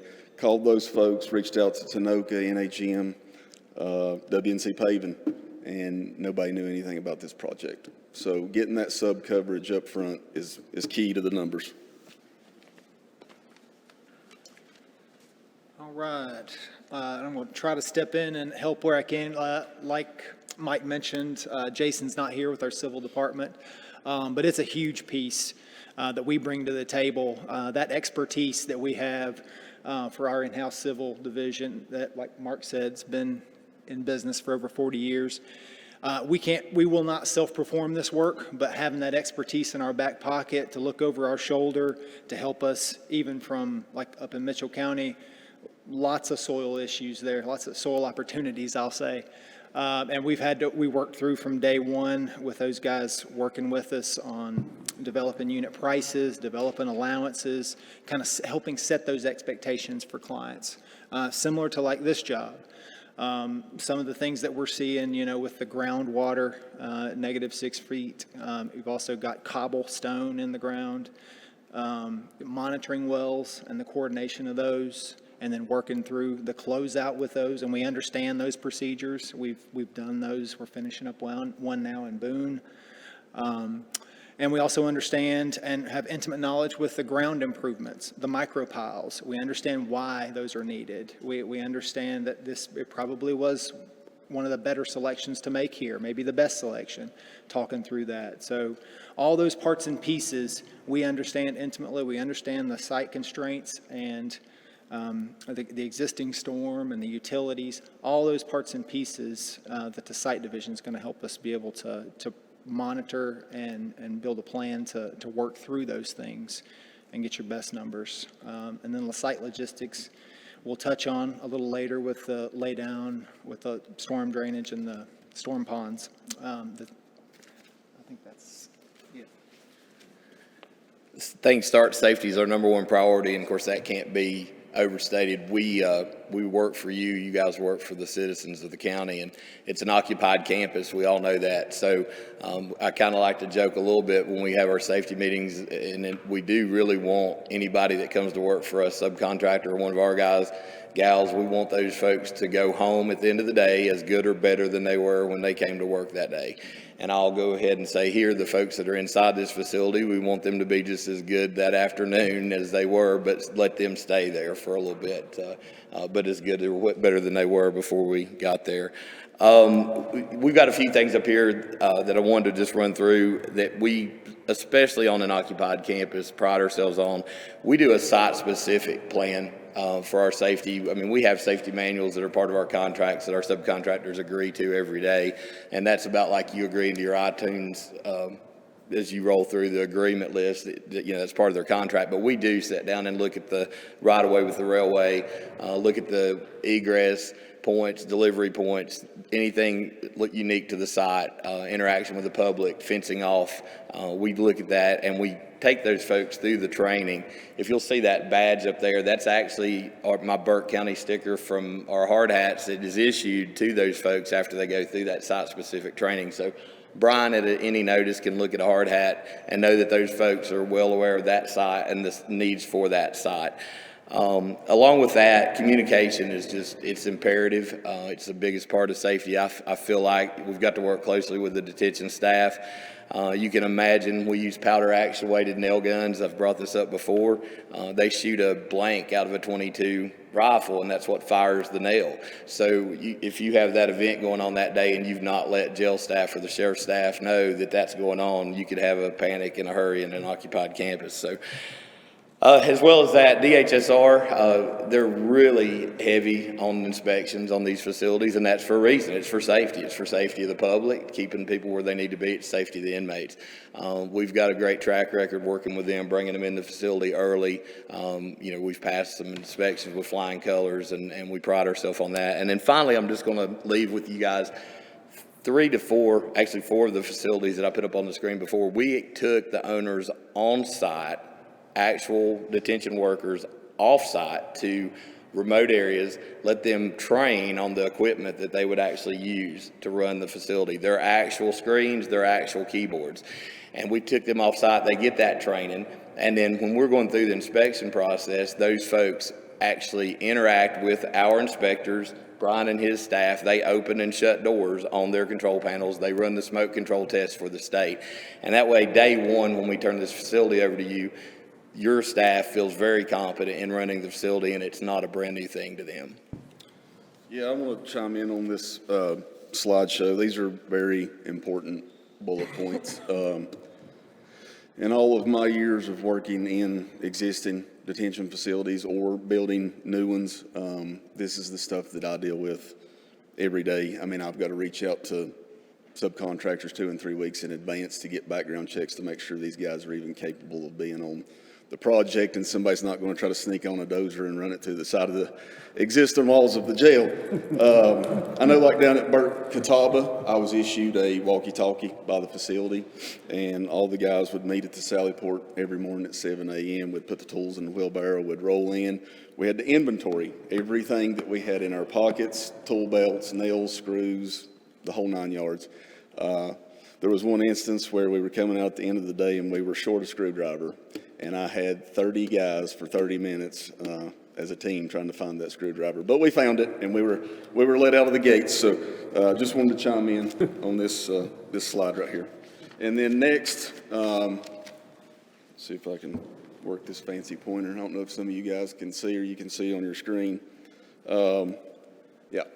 So the plan is to keep traffic from coming, down through all the shops and stuff. We would try to bring all the heavy traffic off of exit 98 and then come down Brown Avenue right here to turn left onto Hemlock Street. The plan is to have, sufficient wayfinding signage all around here directing people into the construction entrance right here. This is where I plan to put a mud mat over here by the railroad tracks by Southern Concrete. Guys, you got to keep in mind, every bit of this mud that comes out of here, if we don't maintain this mud mat and we track around Hemlock Street where all these residential houses are, that dirt is eventually going to turn to dust on a hot day, and they're going to have dust all over their cars and the windows of their houses, and they're not going to be happy. So maintaining this site's going to be huge. We know this loading dock here is a big deal for you guys. We're very aware of it, and we're actually already trying to work through some things to make that a little bit more convenient. Here's the entrance road in to the site. If you'll notice this area back here that's fenced in, I believe you guys have got 2 doors on the back of the existing facility. In the event of an emergency, a fire, and these guys have to remove themselves from the building, we're showing a fenced in area here to bring them outside and still be fenced in and be protected. Tight site, but definitely doable.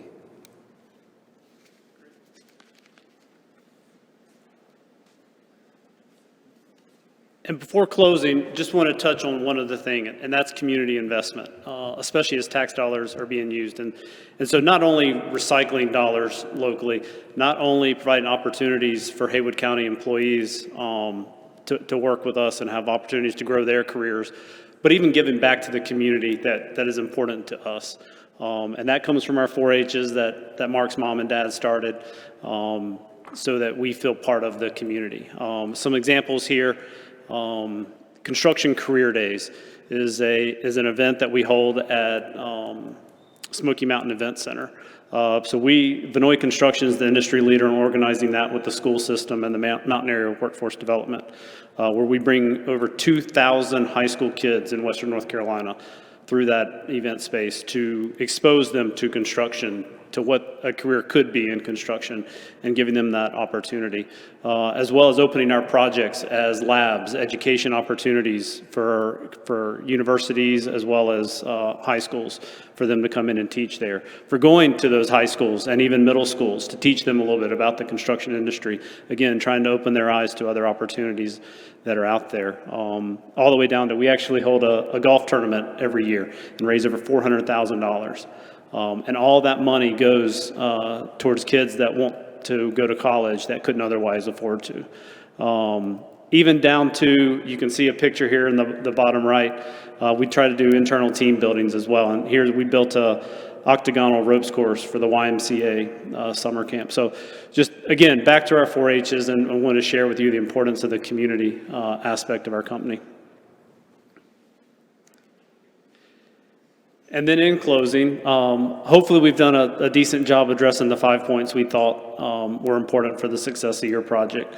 Between having the detailed content knowledge, between understanding the North Carolina cement risk process, between having that site expertise in-house that we can reach upon when we have difficult site situations, having the team that is available and ready to roll up their sleeves, and then most importantly, those subcontractor relationships that are going to be the foundation of this project. So again, we greatly appreciate your time today, letting us be before you and be considered for your project.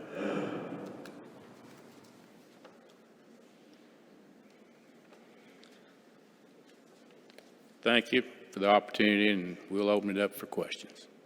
Anybody have any questions? I'd just like to, are there going to be any chance of using a lot of these people, like some of them that came from Evergreen that got lost their jobs and stuff? Are there going to be any positions that these people could handle or anything?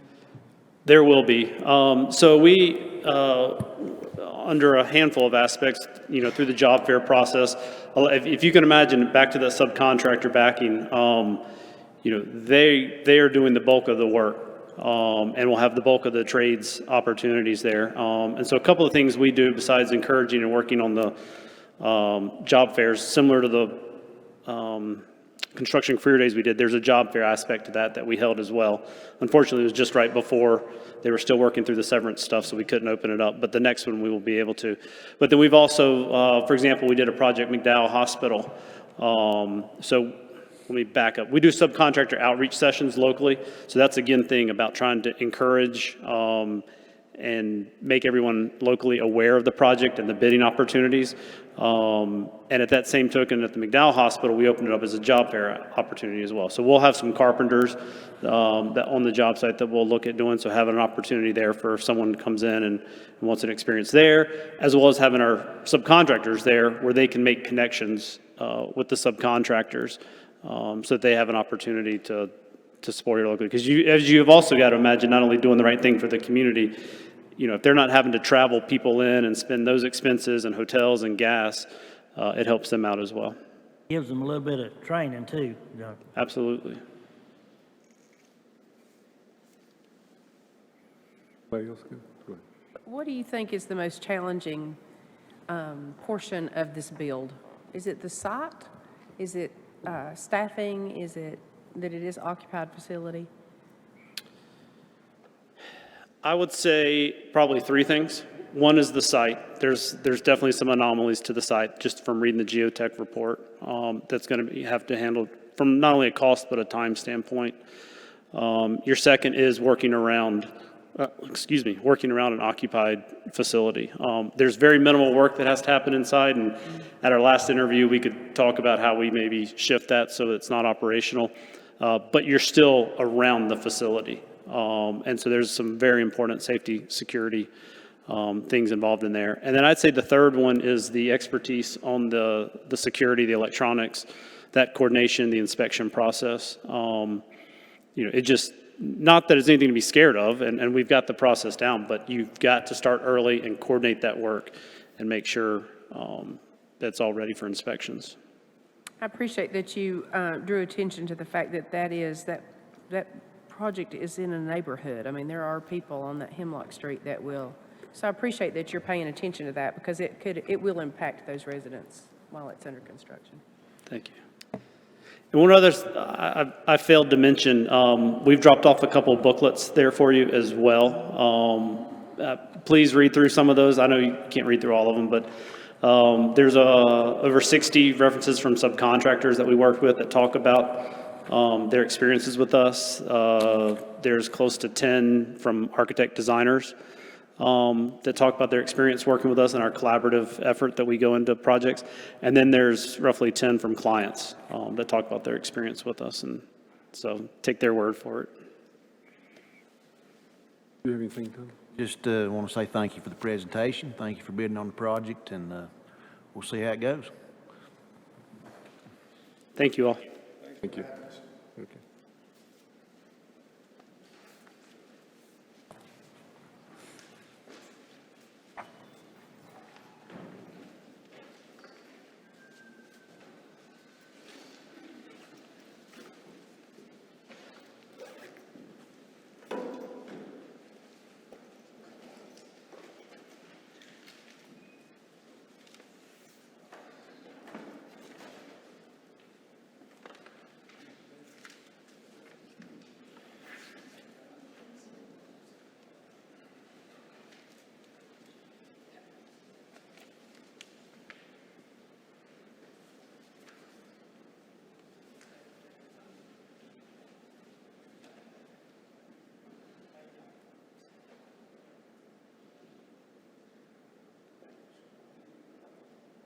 Okay, so our next construction manager, we have two presentations this morning. Our next presentation for the detention center expansion project is HG Reynolds, and we have our Director of Marketing, Etel Toole. If I pronounced your name wrong, please correct me. Okay. And welcome this morning. Appreciate y'all coming out. Okay.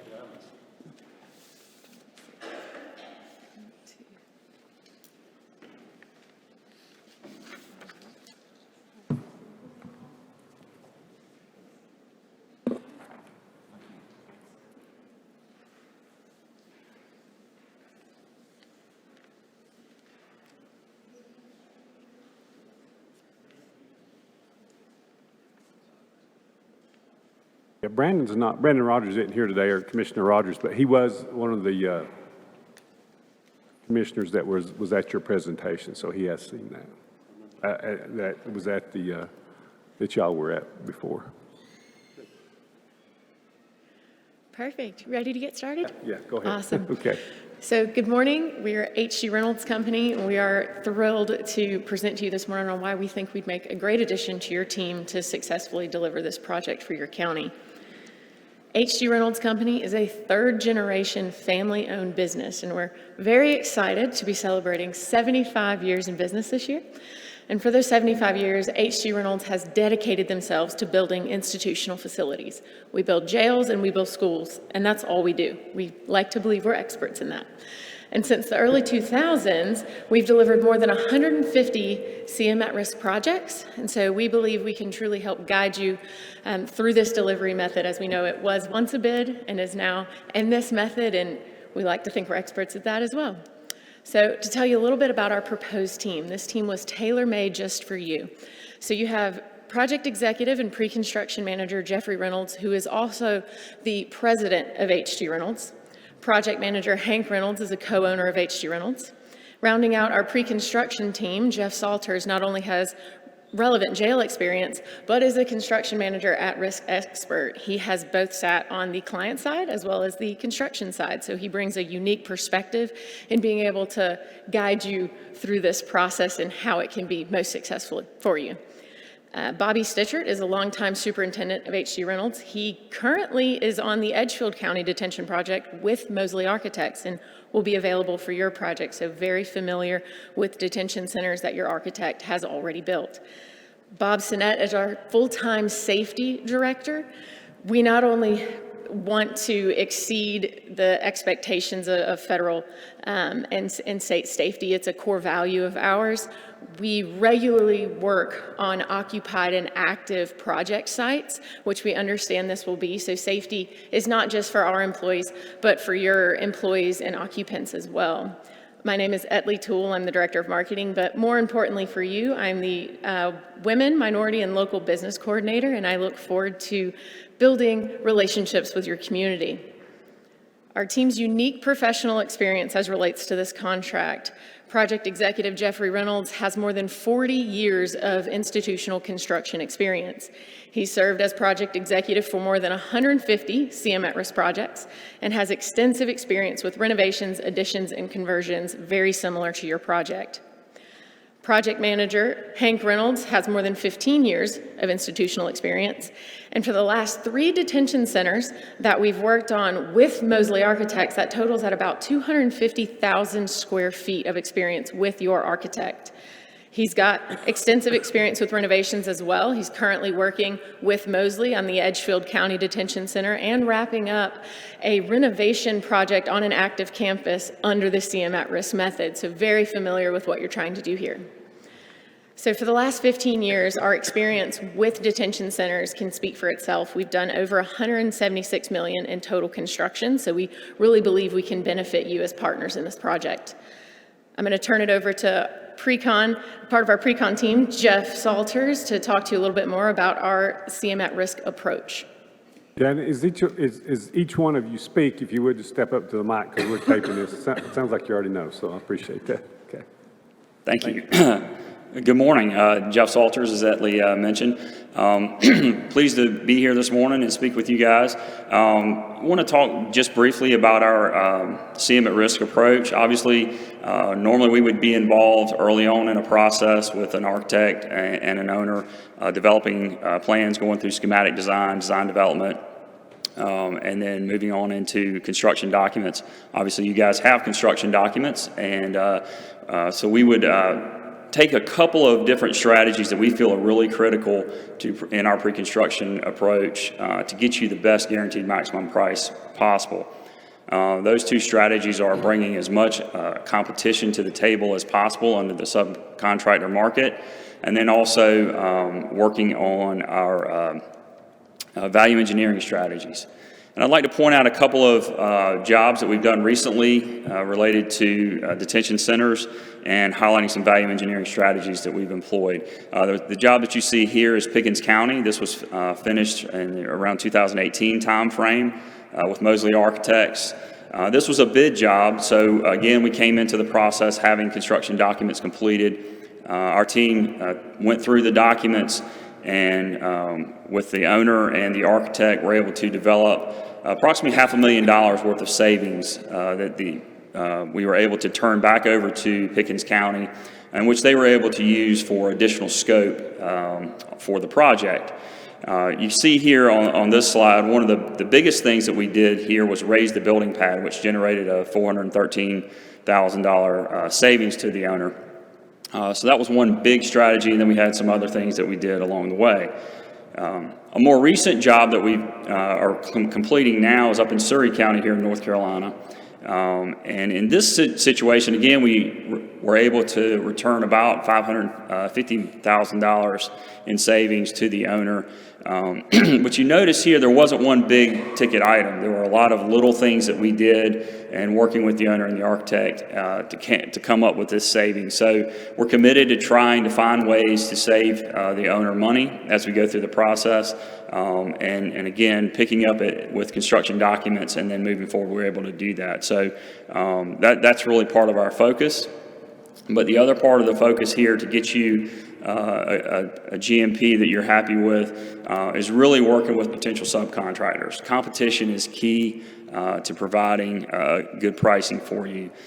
We've taken the liberty to reach out to these major trade subcontractors, some locally here in the area and some others that we have relationships with already that we could bring to the table.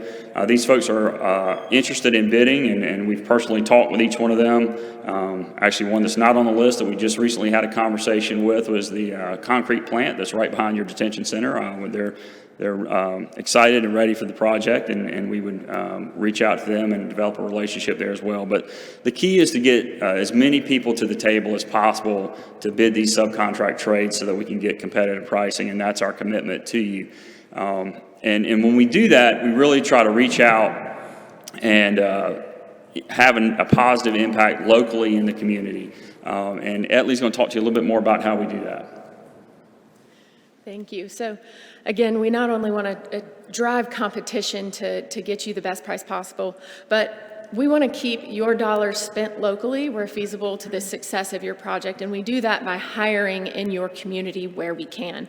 So in a number of different ways. First, we identify strong women, minority, and local businesses. And we do that through working with you directly. We know that you know your community, but we also can do that through public avenues and looking up their registrations. We communicate and publicize these opportunities, and we do that in a number of different ways. There's the North Carolina procurement site and a number of other means to post publicly. But then in our research, we have an internal software, which is called Pipeline Suite, which houses a database of all of our subcontractors. So anyone we identify or that reaches out to us, we can add to that database and make sure that they get direct emails related to every update for that project before the bid. Then we can host community and network events, and those can look different. They can be in person or they can be virtual depending on your community's needs and wants.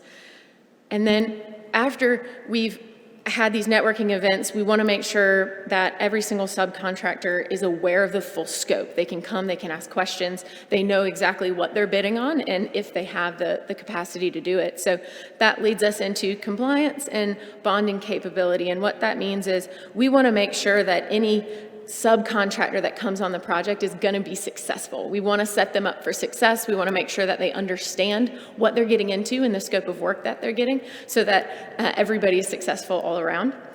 And we can do that by actually unbundling larger portions of work. So larger scopes of the work, we can take bite-sized portions of what they can handle to make sure that everybody has an opportunity to bid on the project to, again, keep your dollars spent here where we can. And then also for the smaller companies, we know that not everybody can be on a 30-day payment, right? So we offer up to a weekly payment incentive as well as various other incentives to make sure that these people have the opportunity to work with us. So again, we want to keep your dollars and your investment spent here where feasible. We want your project to be successful with the help of the people that live here. And I'm going to turn it over to co-owner Graham Reynolds, who's going to talk to you about our quality management systems and procedures. Thank you, Ellie. I want to talk to you about our quality management program, both during the pre-construction phase and during the construction phase. During the pre-construction phase, the most important thing we can do is find the right subcontractor for the work. We want the best subcontractors that we can get working on your projects. We want subcontractors that are dependable, ones that are bondable, ones that have sufficient capacity to handle the project, as Etley said, and also have a past experience in jail construction. We'd also like for them to have experience working on an active campus such as what you'll have at your jail. We also want to get with you, the owner, to develop a pre-qualification outline for all major subs so that we can check those boxes off together and be on the same page. After bids are received and prior to awarding any contracts, we perform a post-bid review. We go and we vet all bids from all apparent low subs, verify the scope of work that each bidder has included or excluded to make sure nobody has left anything out. We review contract documents as it relates to each scope with the subcontractor. We go through the drawings, drawing by drawing, to make sure that everything is included. And we perform a thorough reference review for each major player. We pick up the phone and we call the references and make sure that they're going to be a good fit for your job. During the construction aspect, of our quality control. Our most important part is the experienced supervision and getting that experienced supervision on your site. This is the most important aspect to delivering a successful project, and it all starts with the on-site superintendent. The on-site superintendent we're proposing is Bobby Stitcher. He has over 20 years of experience with HG Reynolds Company, working directly for us, and has overseen multiple jail projects. He's also constructed multiple K through 12 projects, which, as you know, jails and schools are built very similarly. Our project manager that we have proposed is Hank Reynolds, has built 3 new jails in the last 5 years. And then Jeffrey Reynolds, who has over 40 years of experience in the jail industry.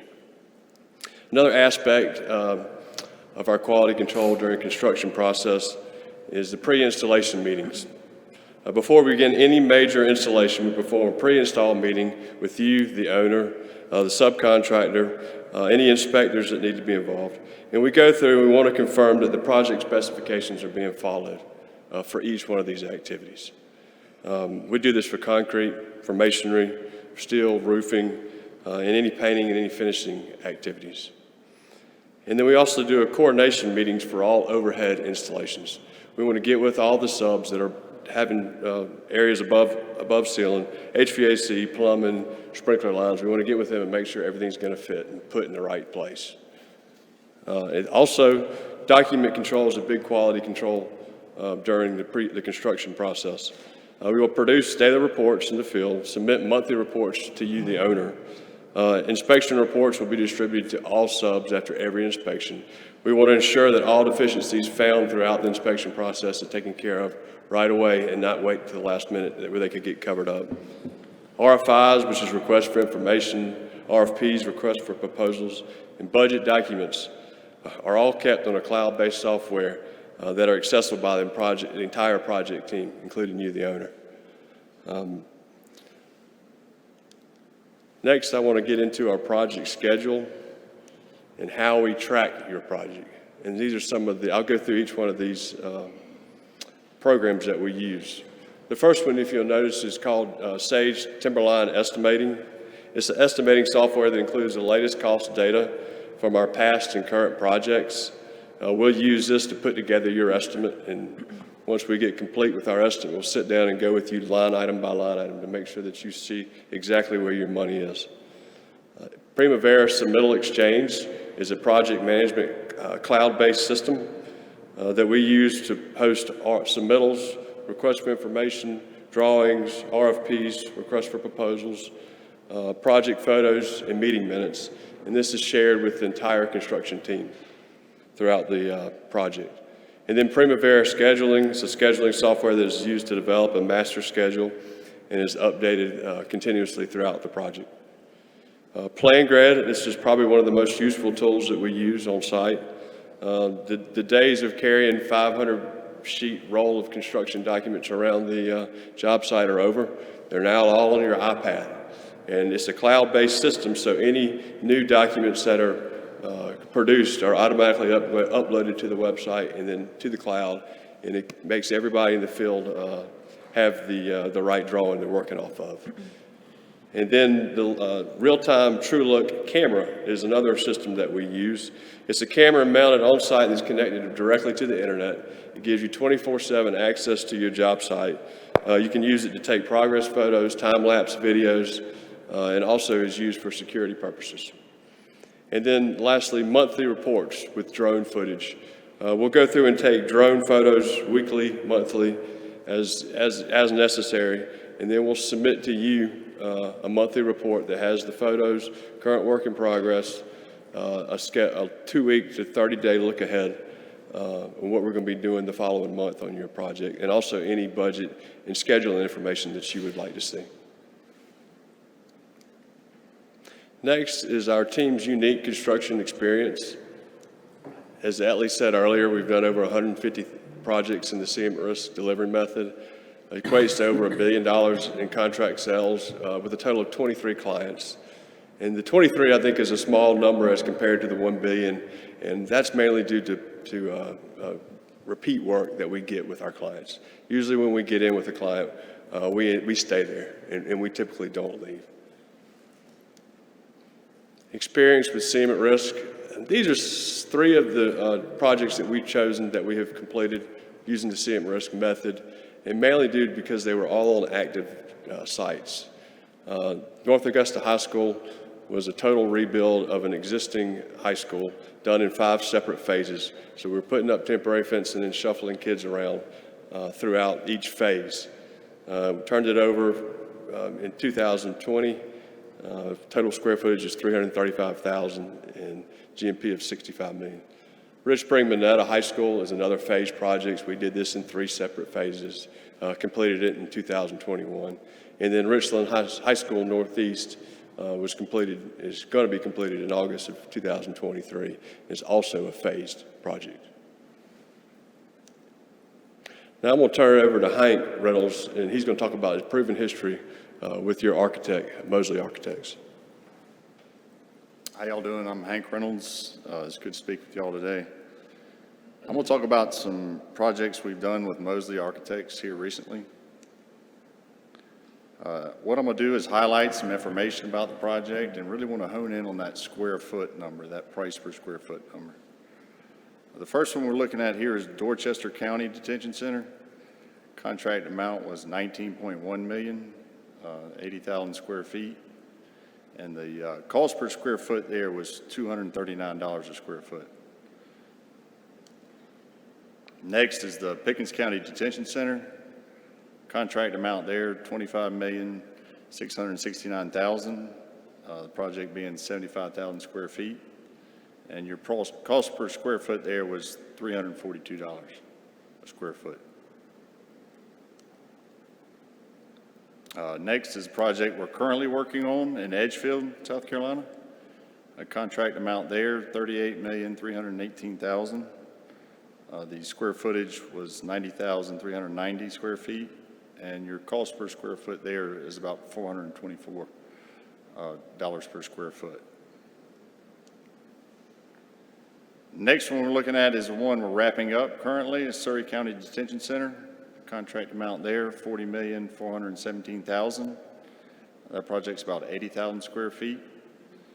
And your cost per square foot there is about $505 a square foot.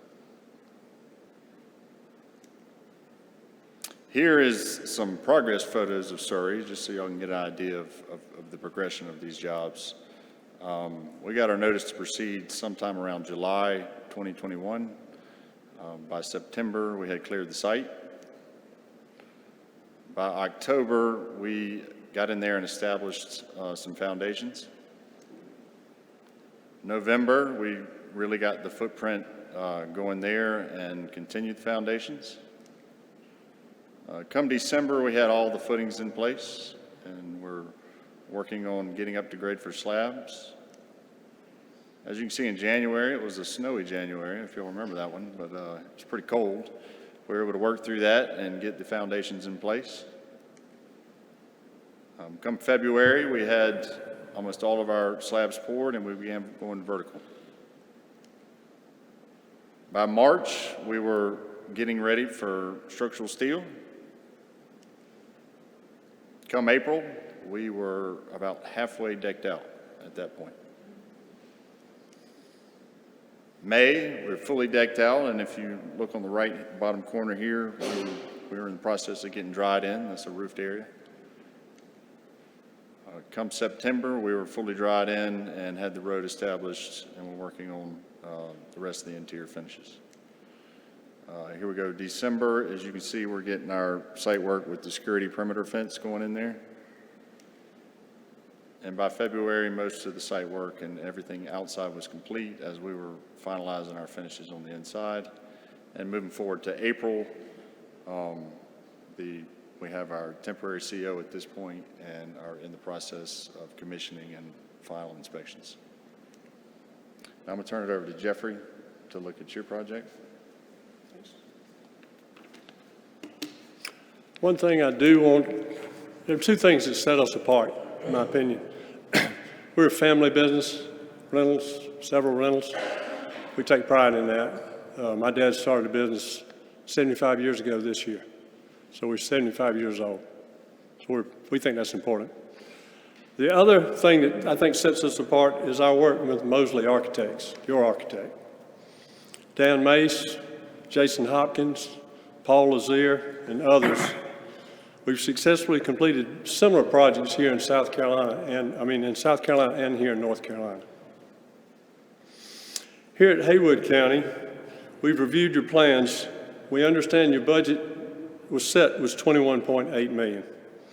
You notice Hank was talking about square foot prices. We've confirmed that your building is 33,250 square feet. That comes to $650 a square foot, which is a good bit higher than the others that we've had. We did notice here for your project, you have mainly cell block area.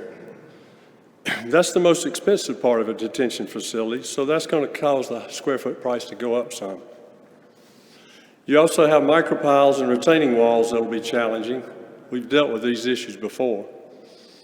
We reviewed your site conditions. The site is small, and we think possibly will require some off-site storage to receive and distribute materials. Temporary fencing will be required to keep our construction activities confined to make sure everybody's safe. But all these things considered, we still think your budget is reasonable. As far as schedule is concerned, if awarded in June, we would expect a 60 to 90-day process to get to the guaranteed maximum price. That puts the start in the fall of 2023 and completion in summer of 2025. With that, I'll turn it back to Edley. So in closing, kind of to reiterate our highlights, we've been doing this, like Jeffrey said, for 75 years, and this is what we do. Jails and schools, it's what we do. We are experts in this field and truly think we can help guide you through this process. Direct owner involvement from start to finish. Your project executive and project manager are owners. They will be on site and active. You have their phone number. There is no hierarchy that will take you a week to get an answer. If you make a phone call, Hank can give you an answer immediately. 20 years of construction management at-risk experience. So again, we're well-versed in this method, and we're well-versed in this type of project to successfully deliver it for you. We're dedicated to building community partnerships. As Graham mentioned, 23 counties may not seem like a big number, but compared to that 1 billion, it tells you that we get a lot of repeat work. When we build something somewhere, we not just want to build the building and leave. We want to build that relationship with the community so you feel confident calling us and having us back later down the road. And we've got a successful past performance with your architect. And this is a recent past performance, and that just means we know each other, we work well together, we're efficient, and we can streamline that process. So again, thank you so much for having us today, and we're very honored to have been considered for this project, and we would love to answer any questions you might have now. Hey, Jen, can we start with you? Do you have anything? Sure. Okay. Excuse me. What do you feel is the greatest challenge of this build? Do you think it's the site staffing, or that it's occupied, or a combination?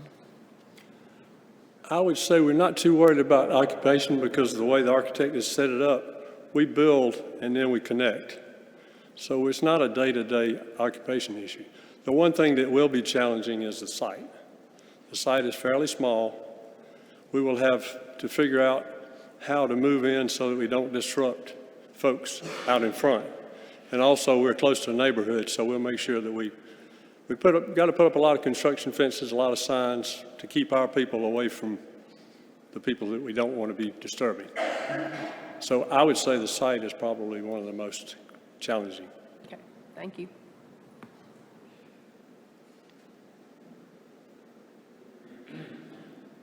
No, I just appreciate your bidding on the project, appreciate your professionalism and your presentation and your experience, and just thank you, and we'll see how it goes.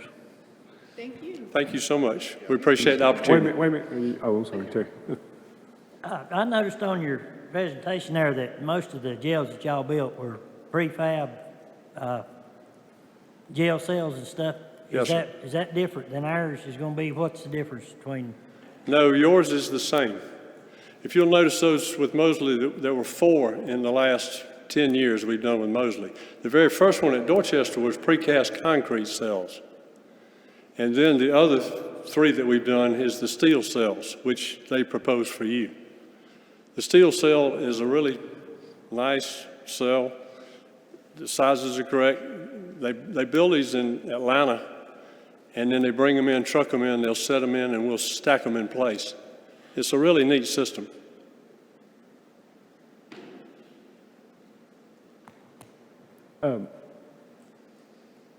The current jail that we have was basically, they brought them in pods, if you will, concrete pods, I guess. And there's been some conversation about that. Are you familiar with that type? Are yours precast concrete cells? No. Existing? No. I'm not too No. familiar with your existing. Oh, okay. Mosley shared the drawings with us, and we were able to take a look at what the new facility is going to be, but we really didn't get a chance to look at much of the old facility. Oh, okay, okay. All But right. we will, if you let us be your contractor, we'd be glad to step in, because like I say, we've been doing this with Mosley for the last 10 years. Right. And we'll be glad to look at anything that you have. Anybody else? Have you had more success with the steel cells than the concrete or the cast? We've had success with both. I think the steel cell became more economical, which is why Mosley transferred from the precast to the steel cell. The concrete cell is a little bit bigger and a little more awkward to handle, but the steel cells are a little bit easier to handle. Do they come with the concrete ones with the electricity and stuff in them where you just Yes, stick it in? it's a very interesting thing, because in Atlanta, they'll build everything that's inside that cell is put in at the factory, even the outside door. So when it comes to your job site, we just set it in place, and then we build everything else. There's really nothing left to do. Pre-done, pre-wired, lights, Light fixture, the toilet, everything Right. is already put in place. They come in, they double stack them, slide them into place, get them all lined up, show them up, get them perfectly aligned, and then you'll have a chase behind where we come in and tie everything. Yeah, we're really familiar with how it works too. I mean, like, Hank's just finishing one up in Surrey right now, and we just started a new one in Edgefield. So we know their plans, we know what we're looking for, we know how to put it all in. You have something, Brad? Just to touch on that precast versus the steel, talking with Jason Hopkins, the Mosley project manager, one of the concerns is the soils on the site. And I think I'm way out of my comfort zone talking about what micropiles do, but because of the weight of the precast versus this approach and the need for micropiles, that's the reason that we're going with this steel version. Jason was correct. The steel cell is a lot lighter. The concrete cells stack too high too, and they probably weigh twice as much. So. Is he missing anything? Did the geotechnical report give you any heartburn when you looked at this bid? Now, we understand the micropiles, and that probably was the best solution for that. Okay, all right. Well, thank y'all for coming. I know you'll put that together and everything, so we appreciate it. Thank you so much for having us. All right, Appreciate thank you. it. Okay. Thank you. Okay.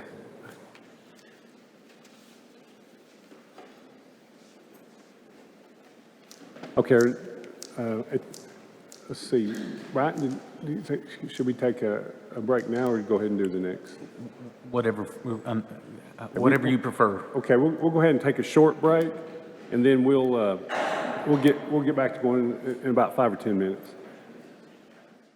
Okay, we're gonna get back going. Sorry for the long meeting, folks. So We're going to have to start getting a food truck scheduled for outside. yeah, that was Jennifer's suggestion. Okay, so our next agency report will be Medicaid expansion update. We have our Health and Human Services Director, Ira Dove, to give us a report on that. Ira, go ahead. Thank you. Good afternoon, Mr. Chairman, Commissioners, and thank you. We're going to talk a little bit about Medicaid expansion, which has come to North Carolina. We heard a little earlier today about some of the things that are going on in our regional impact for the loss of the mill. And for some folks, we have been involved at a lot of these fairs and going out there and also trying to educate folks on our programs. And Medicaid is one of them that we offer, and this is going to be the health insurance for a lot of folks in our community. And with expansion, it brings a chance for a lot of people to get coverage. So let's talk a little bit about that.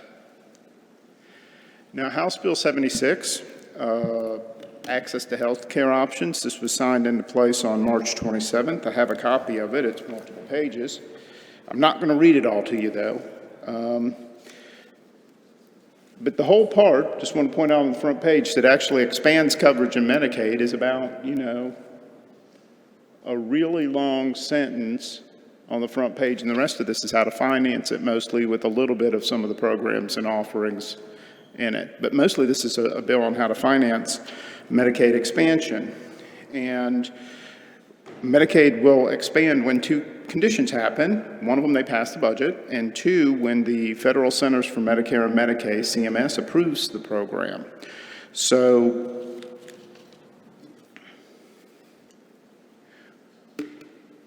with the expansion, it's estimated that about 600,000 people statewide will have a chance for this. When you say the health and well-being directly improved, when you look at the studies, and there are studies now related to this, when you talk about outcomes in cancer and mental health, having access to Medicaid expansion does actually improve those for people that can't otherwise afford things.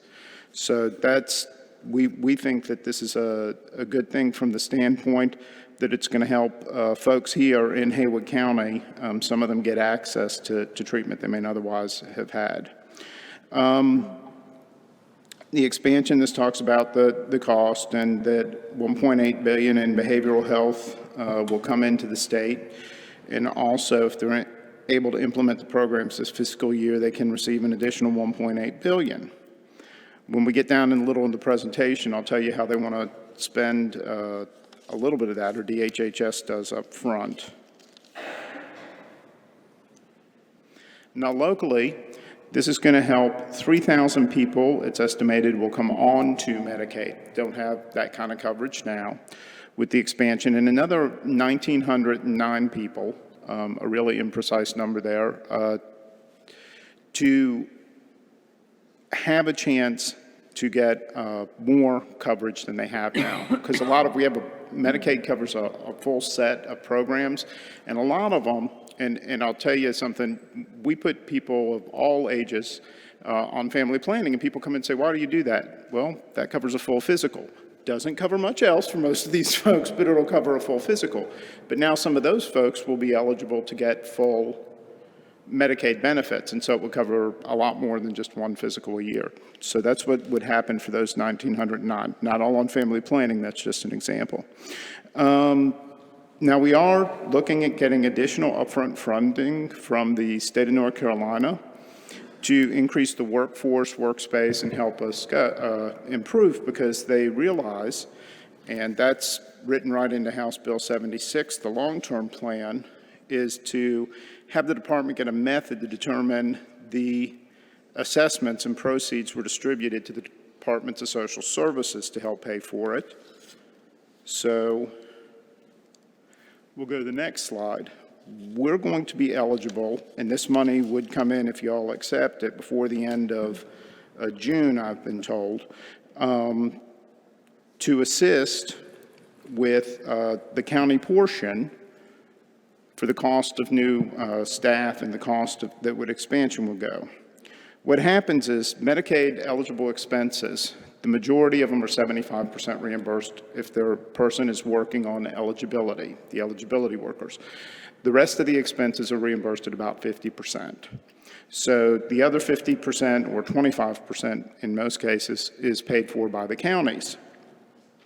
So the county portion, the General Assembly recognized that if they expanded Medicaid, that there would be a significant cost to the counties because it would take a lot of workers to do all this. So they put in for a long-term funding mechanism.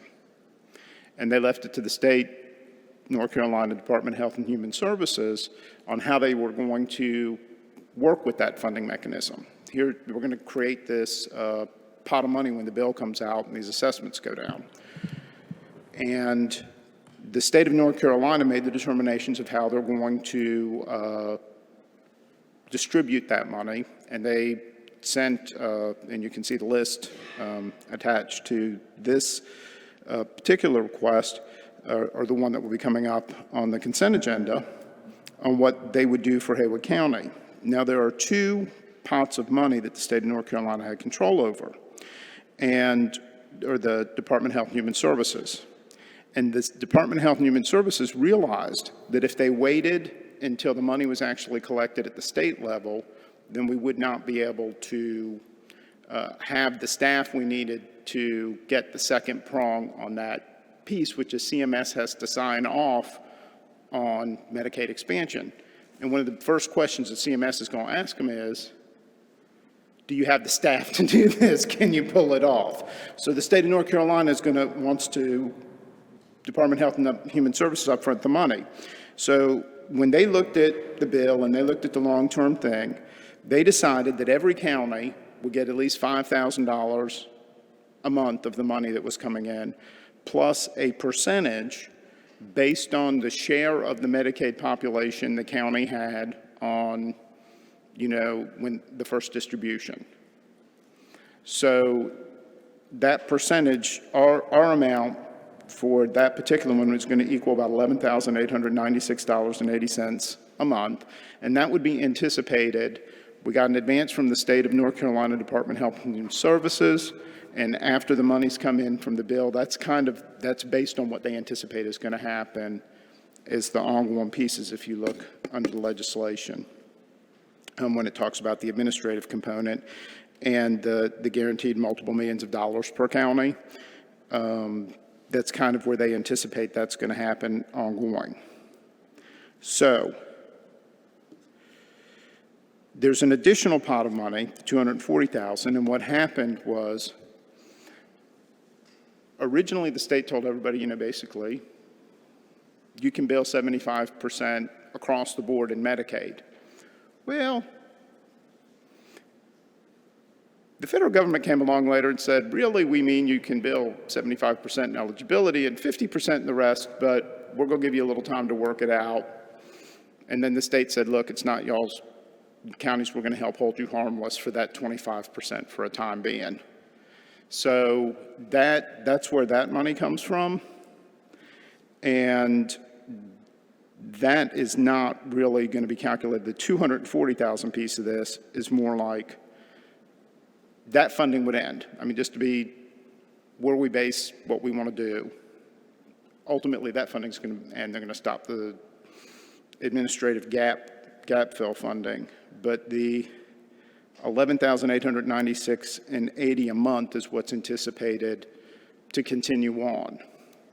And so the reason that they wanted to upfront a significant amount of portion of that gap money, there will be a little more than that down the road, but it's not like an ongoing stream, is because they realize there may be expenses other than personnel and other things as you try and get ready for Medicaid expansion that will be Medicaid allowable expenses, computers, office space, et cetera. And so they wanted to make sure we had enough money to cover the full amount. When you look at our caseloads, I'm going to move on as to what our workforce looks like. We have 4 supervisors, lead worker, 27 income maintenance case workers. We offer more than 17 programs, but primarily 17 programs will be affected by expansion in Medicaid. New applicants are about 143. Most of the beneficiaries of the 17,340, a lot of those renew on Medicaid annually. And right now we're at approximately 642 cases per caseload, which is kind of high. It's a little higher than we would want to be. But that's where we are now. If you add the additional work from the 3,000 new folks and the 1,900 new folks, this is what we are hoping to do. This is still going to leave us with an increased caseload when we're done, but when we look at the ongoing money that would come through Medicaid expansion, this is what it would pay for us. A lead worker, 3 more income maintenance workers, and that is what we are hoping to accomplish to get this done, to make sure that we timely and accurately process everything we're supposed to for all of the good folks of Haywood County. The funding is both long-term and short-term if everything works out in the bill. In the short term, the Department of Health and Human Services is advancing the money to the counties. And in the long term, that, like I say, that one piece will carry on, the $11,000 and something a month, which is how we would pay the county portion for those workers. And Teresa Phillips hasn't worked with the department in years, tongue twisted. Teresa Allison is here because I was asked by Bryant to dazzle and amaze, and I think she could probably do a better job than that. I usually tend to drone on dryly and get people's names wrong. So she would be more accurate at those things. If you have any questions. Okay, does anybody have any questions? How will these almost 4,900 individuals, because that 1,909, obviously you'll be able to notify them, I guess, directly because they already have some access, some level of Medicaid. How will you notify those other 3,000 people that they're now eligible? That is an excellent question. There's going to be, there already is information moving out into the community about Medicaid expansion. And we're already getting some phone calls. As to individual notification, I'm not sure what stages the state level would do, but I think it's mostly going to be through public awareness campaigns from our ends. You know, when the Affordable Care Act first rolled out, obviously I've talked a lot about insurance today, but there were, you know, that was presented in such a way that we thought everybody would have access to reduced cost of health insurance. And I remember specifically a gal that came to me wanting insurance because we'd all heard that. And she went to work every day, was a hard-working individual. And she did not make enough to qualify for a subsidy. And she made too much to be covered by Medicaid. And she fell into this area of it didn't help her either way. And so, nothing comes without issues, but I think that there will be people that this genuinely helps, that are really doing their best and really working hard, that this will actually help. So I know that it's going to be an impact to your staff, though. Mr. Dove, I will comment that the NCACC lobbied hard for the legislature to send money back to the counties to cover this added cost.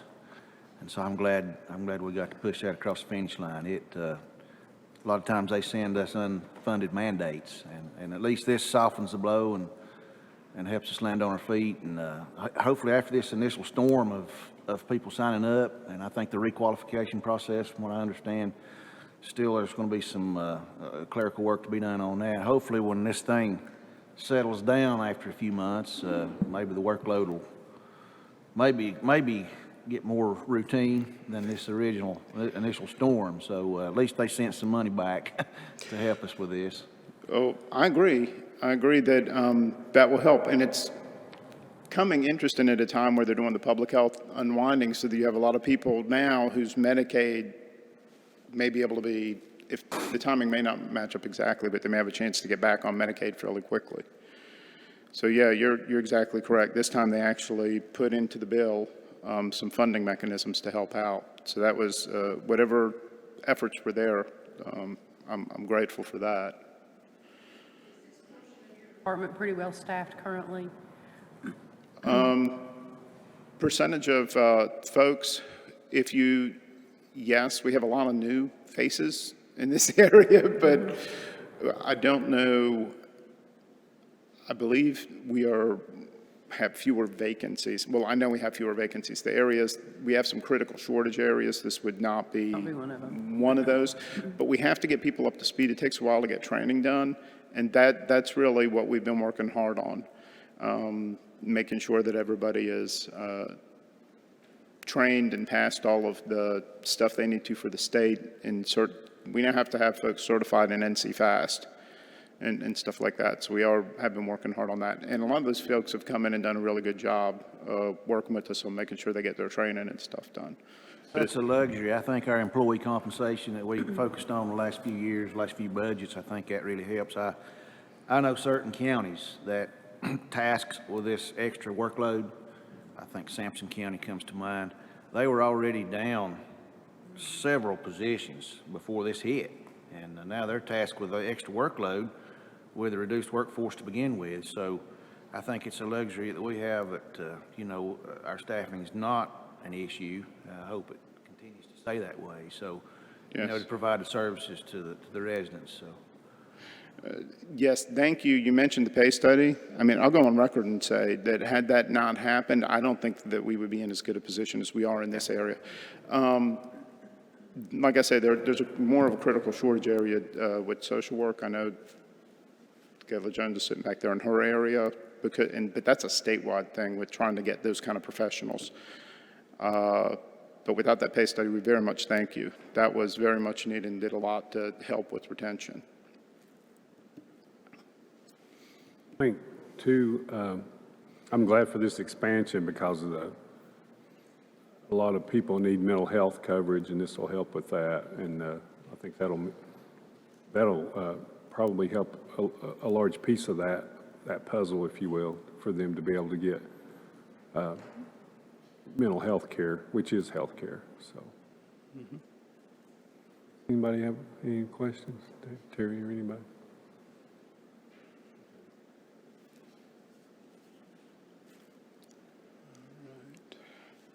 Is that it, Ira? Okay. Appreciate you bringing your staff here. You got your all-stars. You got Teresa and Gayla and Michelle back there, so. Yes. Thank you. Yeah, I know. What did you say, Bryant? That was a dazzling presentation? And amazing. Amazing and dazzling presentation. Okay. Okay, the next order of business, the next item on agency reports will be number 4, which is an update on America's Founding Documents display. We have our Facilities and Maintenance Director, Tim Sisk, here this morning to report on that. And I'll just say that we have been planning, Tim and I have been talking to some, like Mackie McKay, we talked with Mackie, about possibly doing a display outside. And when the group had originally wanted to do a display on the courthouse lawn, we got to looking into that and found that those monuments that they put in other areas were not meeting the test of time that was promised. And the quality of the workmanship, we felt like could be improved, and that improvement meant more cost, which when we signed the agreement with them, we specified that happened. And they did not accept our recommendation, I guess you could say, and they went elsewhere. So, but this is near and dear to my heart, and I know probably in the other commissioners, and so we wanted to do something that was that showcased Haywood County, and so Tim has been working on that, and Tim, I'll let you go ahead and go from there. Okay, thank you, Mr. Chairman. Good morning, good afternoon, probably by now, commissioners. Again, under Mr. Chairman's, Mr. Inslee's direction, I have pursued a plan to display these founding documents on this campus, and the plan is as follows. The design rendering that you see was produced by Mr. Randy Cunningham as a donation to the project. The construction of the display will be made from donated, reclaimed barn wood from Haywood County barns. The intent in this is to plane and dress all the lumber, allowing the natural beauty to be exposed. The display will be designed, excuse me, the display as designed will contain 4 panels for the United States Constitution, 1 panel for the Bill of Rights, and 1 panel for the Declaration of Independence. These panels each measure 23 inches wide by 28 inches tall, excuse me, made out of an etched magnesium with a gold finish. The display will be located inside the lobby of the Justice Center, and the design will be a two-sided lighted display viewable from inside and outside of the Justice Center. We are seeking donations for the cost of the panels and lighting components in an estimated cost of $20,000. From the time all the funds are in place, the project should take approximately 90 days. And with that, I'll open up any questions. So, let's see, Tim, did you go over the wood? Yeah, the wood portion is, again, the construction would be from a donated barnwood, reclaimed barnwood throughout the county. I'd love to see different regions of the county represented here, a piece or two from Crabtree, Iron Duff, White Oak, Canton, Waynesville, Sanook, Maggie Valley. I currently have some on hand from the Jonathan Creek community, and Kevin and I went to a site at Little East Fork that his family owns that has some really nice material, and I may or may not have dug through a barn Saturday and found a piece or two more, again, in the Jonathan Creek community. So it is my intention to gather up some Haywood County history and put this in place for us. Anybody wanted to donate a piece of barn lumber, I guess they could contact the county office. They can contact county manager or contact me directly at 828-507-0630, and I'm happy to come and remove it. I mean, granted, it's going to, meet the standard that you're looking for. It has to meet some standards, Yeah, yes. oh, absolutely. So, but there might be somebody out there listening that might want to donate something off their old I'd love to talk. 200-year-old barn somewhere. I'd love to talk to them honestly, Yeah. and get some history collected here. Yeah, because this will be there for a long time to come. And I appreciate Tim's enthusiasm and commitment and expertise and knowledge in doing this, because he understands the value of wood and how we can make it look the best and really showcase the county, if you will. And we have a local architect that has worked on this, and then we're using a local company to do the plaques. Probably A to Z Sign is who I Signs. went to for the plaques, Okay. yes, sir. And then we've put together a budget which we think $20,000 will cover everything. Yes, sir. And so I have reached out to the local chapter of the American Daughters of the Revolution, to one of their staff, and or one of their members, and they're very excited about the project. They're just checking to make sure that if people do want to donate to this, that they can use their organization. And she's just checking on that, and we'll know something soon. But we will have a nonprofit. We will line up a nonprofit to accept these donations, and then once the donations are here, we'll get going on the project. Does that cover it, kind of? Yeah, I think so, yeah, Okay. unless there's any questions. Anybody have any other questions on that? And just so to be clear, there'll be no county funds, right? And it will be visible from, so let's say we're having a street festival or something outside something on the street, they'll be able to see it from the outside. Correct. But then if somebody is in the Justice Center, they'll be able to see it from the lobby. Yes, So it's a ma'am. two-sided, Lighted display, Yeah, so that it can be, display, I guess is so the it can right be word. seen 24 hours a day. and I know longevity was a concern Yes. with the other project, and so we'll be able to protect the integrity of this display because it's inside and away from the weather. Yes, ma'am. Yeah.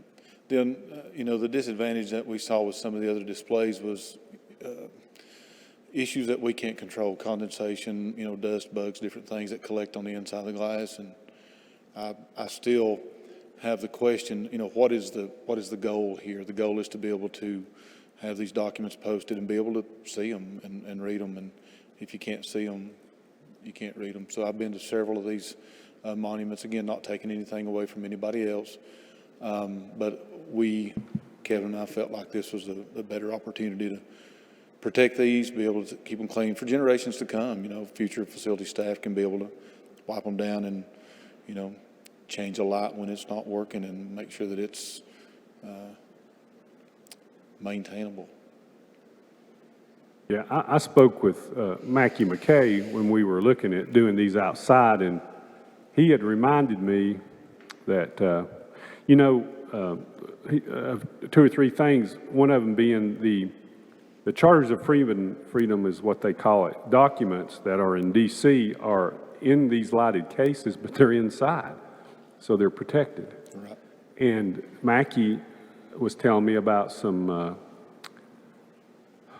some documents or art in Paris, France, where he had, and it was basically there's a replica outside, but the actual marker or whatever, I forget what it was inside to protect it from the weather. You don't leave important things outside, for the elements of the weather. So he was very much, we had tried to maybe come up with something outside, but really, I just felt like, the best display for longevity was going to be interior, be inside. So Tim got up with Randy Cunningham, and Randy designed this, so I He was very kind to help us. And what we're going to do also is once we get donations, we're going to put a plaque up beside this one and list those who have donated for this cause, in some way. So that'll also be another piece of, I don't think you call it a document. It'll just be the whoever donated will have an opportunity to have that on there. And I have talked with some local people that are willing to donate. Also, I want to say too that the money that you donate here for this monument will stay in Haywood County. It'll be from Haywood County people or whoever, but it will stay in Haywood County and be used in Haywood County. So that's another important piece to me. One of the things I didn't like about the other one was we were donating to an organization in Morganton that, and I felt like I like that we're going to have local control, I guess is what I'll just put it at that. So that was really important to me also. So, okay. So does anybody have any? Go ahead. Tim, is that going to be mounted on the wall, or is it going to be freestanding? It'll be, the best I can tell, Commissioner Ramey, it'll be hung from the interior metal glass supports. So the overall design was intended to be almost free-floating to, again, show the beauty of the wood, but not take away from the importance of the documents. It was minimal at best in the design, but it'll be suspended from the interior glass supports, again, so you can see from inside and out. Okay? Okay, and then, like I say, if anyone would like to donate, we should have that in place, hopefully in the next couple of weeks, so I can, maybe at the next meeting, I'll report back on exactly who to donate to, and we'll see what happens. Yeah, and again, if anybody out there listening has some barnwood they want to donate, they can contact me directly, and I'm happy to come and remove that. Great. Okay. Okay. All All right, right. thanks, Thanks, Tim. Okay. Okay, so our next order of business will be discussion adjustment to agenda, and I do not have anything. Does any of the commissioners have any adjustment or anything? Okay. Did you, Brian? Are we okay? Okay. You don't have an adjustment agenda or anything? Okay. I feel like I'm forgetting something. I'm sorry. Okay, so our next order of business is the consent agenda, and there are 7 items on the consent agenda. Does any of the commissioners have any question on those 7 items? Just have a couple of comments, Mr. Chairman. It's worth mentioning. Item number 3, the JCPC.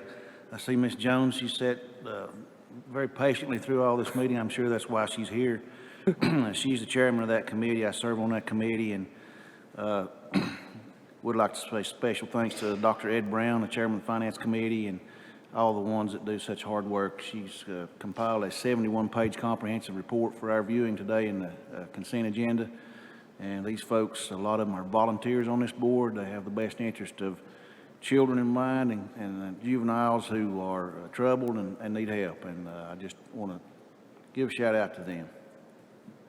And I've been on that board, and not only do they get help, but they get help and it helps them, turns them around. Item number 4 also, it involves Mr. Martin, our animal services guy. Petco has given $350 million since 1999. They've helped rescue 6.7 million pets. It's in the packet. And, that's a big deal for them to give $12,500, and it's a grant that's given to our county because of our no-kill status at our animal shelter. So that's what qualifies us. And so I give a shout out to that organization there on the consent agenda. And then also down on number 7, I don't know who the anonymous donor is to help facilitate these senior games. So if you're listening out there, my thanks to you for giving of yourself and giving some money to our senior games. And we're just going to vote to approve your gift. So whoever you are, thank you. Anybody have anything else? I'd just like to thank, like Tommy, I'd like to thank that person that donated that money, because that'd be a great help. Okay, so I'll entertain a motion. We approve the consent agenda as presented. So moved. Second. Okay. All those in favor say aye. Aye. Okay, that's unanimous. Okay, all right, we'll move to next order of business, the regular agenda. First item is to request approval of the American Rescue Act plan, the grand ordinance in the amount of $12,104, no, $12,100,000. Say that, Christian. It is $12,104,347. And so what we have here is the grant ordinance. It's a requirement by the U.S. Treasury. The bulk of the information will come from page 2 of the handout. And you'll see that we have already approved the majority of this. The internal project codes 001 through 010, that is $10 million, which they call standard allowance for revenue replacement. Basically, any kind of government services that we're already engaged in, we can use those funds for those services. You'll see the grant to the school, the community college, the broadband, bulletproof vests for the sheriff's department, to do the 911 backup center renovations. Those have already been approved through various budget amendments. The only thing you may not have seen previously is internal project code 011, and we are going to take the money above the $10 million, which is $2,104,347, and we're going to use that to construct an additional EMS space. This piece will be the hardest of the whole $12 million. We have to follow all the federal guidelines in addition to all the North Carolina guidelines for spending this money. So we have spent a lot of time in various meetings with School of Government to make sure that we are covered, that this is an eligible project, that everything is good as far as the use of ARPA dollars. So basically, this is just wrapping up and putting a bow on how we have spent all of, or are going to spend all of our ARPA dollars. So this is just kind of a housekeeping issue? Yeah, this is because just a cleanup. We've seen a lot of these items already. They have already been approved. The only thing that you really probably haven't seen a lot of is the EMS space. We have been working since we received all this ARPA money to find out what kind of project we could do that was beneficial, that we needed, that would fall in the guidelines of ARPA, that we could spend this money on. Because like I said, $0 through $10 million, they ease the guidelines, easy to spend the money. As long as it is a government service, we can do that. Anything above $10 million has to fit in this little peg hole, and we found something that fits in that, and we were supported by School of Government. They said this is a great project, a great way to spend those ARPA dollars. I appreciate the time that you're spending on that. When I was last year at the NCACC conference, they spent a lot of time talking about how counties could mess up with that. and with spending those dollars and making sure that they're allocated for correctly. So I reported that immediately to Brian, and I said, this is really once-in-a-lifetime funding for all of us. Yes. Hopefully, we never see anything that perpetuates a problem like that again. Yeah. And so I do appreciate the time that you're spending to keep us on the straight and narrow. And the Association of County Commissioners and School of Government, we could have never made it through this without them. They have just built teams that they have devoted to nothing but ARPA guidance for counties and municipalities.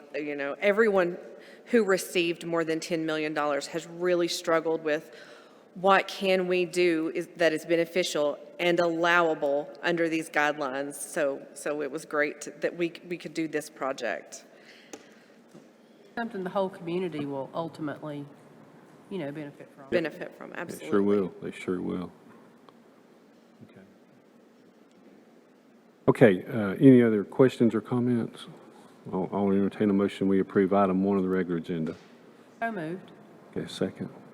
Is there a second? Second. Okay, any other discussion on that? And do thank you, Christian, and your staff. When you get these grants, they're all great and everything, but you've got to follow the guidelines. Yeah. Because if we don't, then we'll pay something out that we have to come up with the money to pay for. Absolutely. And, And this pot of money came with more strings than I have ever seen before. So it's been a challenge, but Okay. we're getting there. Thank you. Yeah. Well, Okay. not quite yet. Okay. All right. Yeah, thank you. Okay. All right, so all those in favor say aye. Aye. Anyone opposed? Okay. All right, number 2 of the regular agenda is to request approval of a bike park naming rights plan. And we have a Recreation and Parks Director, Ian Smith, here this morning. And Ian, thanks for hanging around. Hey there, good morning. Hey. So just seeking approval for the naming rights plan for the bike park. This would be for the naming of assets at the bike park, pump track, skills course, pavilion, picnic shed, things like that. The campaign total that we would hit if this was approved and we hit every level would be $185,000. Each asset would have a valuation and a time frame. So maximum, I think, in this would be 7 years for some of the larger aspects, and then 5 years for some of the shorter ones. We would require 2/3 of the money before their sign is put up. The sign would be ultimately approved by both the sponsor and the maintenance department here, so we don't get a sign that could be potentially inappropriate or doesn't fit with the bike park. And there's some other terms and conditions in here that if the sponsor company was to be deemed that having them sponsor our bike park would not be in the best interest of Haywood County or put the public or put Haywood County in bad light, that we could terminate that contract with them. So with this approval, we could get going on this summer, just continue raising funds for the bike park. And when do you think we'll start construction on that? So American Ramp Company will be coming in next spring, and we're Okay. hoping to start with the general site construction later this fall. You mean next fall? No, we would have to have that that's prepped right. before That's American right. Ramp Company comes in. You're right. Okay, and we had that grant from the state that we used for that. Yeah. Okay. So I guess sponsorship money is getting to be a big thing. I was watching the Atlanta Braves the other night, and I wouldn't approve of that patch, but they got Quick Creek, the big yellow Quick Creek sponsorship badge on every one of them's uniform. But I said that to say this: did our county attorney look over the language in this about us being able to rescind a sponsor or turn one down? Mm-hmm. So the language is approved. Yes, Frank approved this before we brought it to the board today. Have you had corporate sponsors reach out ahead of this process, I guess? No, we have not, but we have a short list of companies, both large and small, that we would be looking to target with this. Local or not? It's a mix, yes. There are multiple local businesses on that list, and then some other larger bike manufacturers and such. You know, that may be something that we, just as a community, see a real difference in, because Pactive Evergreen was, you know, a corporate sponsor of a lot of things. And so I'm sure that their contributions will be missed in the community. Well, this is a way that helps us, and it also gives them advertising. They can write it off on their taxes as an advertising expense, so, you know, it helps both ways. It helps on the upfront, but then also in 5 to 7 years' time, you'd be looking at another windfall of money to help with improvements to the bike park, maintenance of the bike park, other needs. So, And you're talking about the one in Canton. This is. no, this is our the one bike over park. This is Haywood County. Francis Farm. Francis Farm Bike Park? Yes. Well, there was some language in there about the one in Canton. I believe I read that, right? But anyway. Yeah. And Maybe there was some parallels there with the signage and things. Okay. Yeah. will there be, I see that the information and repair station sponsor is on a 5-year term, but the other ones were on 7 years.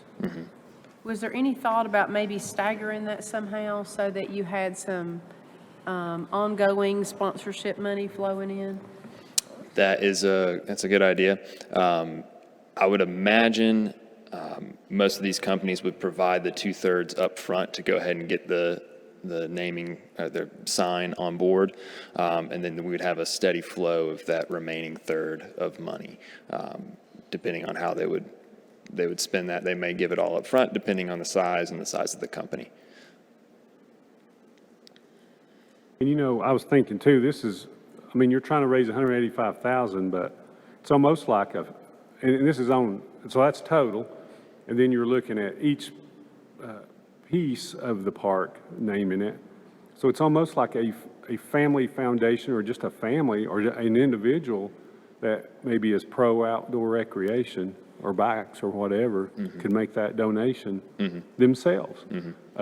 So I, you know, it's not like, when you think of naming, I was thinking of what we call the Asheville Civic Center. You know, now it's Harrah's, whatever, and before that, I forget what it was, probably a phone company or something. So those are big dollars, you know, and these could really be, you know, just a local person. So I like that. You know, I guess is what I'm trying to get to. Okay. Any other comments or anything? Okay, I'll entertain a motion. We approve item 2 of the regular agenda. So move. Is there a second? Second. Okay, any other discussion? Okay, all those in favor say aye. Aye. Okay, anyone opposed? That's unanimous. All right, then number 3 is to request approval of fiscal year 2023-2024 budget ordinance. And we have our county manager, Bryant Moorhead. You want to just sit there, Bryant? Thank you, Mr. Chairman. Okay. You've seen the budget presentation twice. I couldn't even get Ms. Hyatt to want to see it again today. I'll be glad to answer any questions, but the budget as submitted is unchanged. Ask for your consideration on adopting it. Do you have any questions or comments? Appreciate everybody's work on it, you know, Christian and her staff and all the department heads, and in you, Bryant, and everything. So, anything for anybody? Okay, I'll entertain a motion. We approve. And let me just say too that Brandon expressed support of the budget. He couldn't be here, but he did express support of the budget and would have voted in the affirmative for it. So, saying that, I'll entertain a motion. We approve item 3 of the regular agenda. So moved. Is there a second? Second. Okay. Any other discussion on that? Okay, all those in favor say aye. Aye. Anyone opposed? Okay, that's unanimous. And like I say, Brandon supported this too. Okay, before we adjourn, we had the 2 presentations today, and I was impressed with Vanoy because they were they have a lot of local contractors, as in public comment we heard. They have a lot of local local people that work for them that'll be working on this project. I was impressed that they had reached out to local contractors already. He talked about some grading contractors that he had reached out to, And they had also been to the site and really delved into it. I was looking at their presentation. This is their presentation that they gave to all of us, I guess, or let me just, yeah. References, that's, And these that are- first section's a whole letter, a whole 60 letters of recommendation from subcontractors. I had some local contractors who could have very well have done this job, reach out to me and expressed support for Vanoy before we ever interviewed anybody. So I've had a lot of support for them. So, but I really just like their local, the local use of contractors and the local contractors that actually are in this document saying, please accept them as your contractor. And then Brandon also wanted me to let everybody know that that was his choice for pretty much the same reasons. So, but I'll open it up. I thought we would have a discussion because we really need to direct Bryant to get going on this before our next meeting. Well, I will make a couple of comments. I want to thank that group of 11 folks that sat through 8 hours of those presentations and narrowed that down to 2 for us to consider. I know it was a comprehensive group of people. I know y'all vetted them thoroughly and listened to their presentations and brought these 2 forward. So I will say to the Reynolds group, they were very impressive. This is a situation where when we interview for some of the boards and we have some great candidates, it's almost like you could just flip a coin and know you're going to get a great end result. I believe both of these groups, I mean, really, if you just flipped a coin, I think we'd get a great end result. But, and to the Reynolds group, I appreciate the family connection there. I didn't ask, but I'm guessing that gentleman had a couple of sons or a nephew there. I don't know, but they were impressive. If you're listening to this, I want to let you know you've got a great company. But again, I saw this packet of 60, I think nearly 60 letters of recommendation from local contractors who would already have a working relationship with Vanoy. They're a closer company here. And so I'm kind of, my gas needle's leaning toward Vanoy. So that's just my 2 cents. Just based on that, just based on the fact that they are a little more local and they've got already, established relationships with a lot of these subcontractors. Thank you for giving it to me. Yeah, I was sort of impressed with Vanoy too, because I like the idea of them hiring local people and willing to work with everybody local. So that, to me, that's my preference too, I'd say, just because of that. I mean, the other company was really good too, but I have to go with Vanoy. First, I want to say, going back a little bit, I appreciate the diligence, Bryant, that you and your staff had, because when we got the first bid, that was well out of where we thought it would be by millions of dollars. It didn't change the fact that we have a need to do something with the detention center. So instead of just saying, well, there it is, you were diligent in going back and trying to help us find a different solution. So it's taken several months to get to this point again, and I appreciate y'all doing that because, the wheels of progress in government they're slow, but I appreciate you doing it. I have had some local folks, when they realized who was bidding in this second CMAR bid process, reach out to me about Vanoy Construction and how these providers had worked with them before and how pleased they were with how they operate their business. And these were contractors who will not have, there will not be a need for their type of services in this build. So I think that says a whole lot about how they do their business and how they're thought of by their subs. Our community is in, a very critical historical time with the mill closing, and so it gives me, I'm always going to lean heavily in favor of the company that's willing to put our local folks to work and use our local contractors. That's just money and tax dollars that come back into the community. So the fact that they have such a great reputation, that they're willing to use our local contractors and, staff, hopefully from individuals that live in the community, and that they were concerned about the people in that neighborhood down there. How this construction is going to impact them was, I think, really speaks volumes of the type of business that they operate. So the other company I was also, pleased that they were a family-owned business, and I really liked their drone presentations. I'm hoping that you'll speak to Van Noy about that. It's nice to see those projects come up off the ground and see it from that. But so I appreciate what they did, but in my opinion, based on what we saw today, I feel like Van Noy is the stronger of the two candidates. And I know that the 11 or 12 people that sat in on those first round of interviews, that's, we put a lot of faith as commissioners in the folks that we elect as chair and vice chair, and then, of course, our staff that sat in with that as well. And so I know that you brought us the best two to the table today, and I appreciate that as well. But Van Noy would be who would get my nod. That was also the sheriff and the chief deputy were there, another elected. You're going to be running the place, so. Yeah, that's true. That's why we had Bill there. Sheriff Wilkie there. And Brian, did you want to say anything about the committee?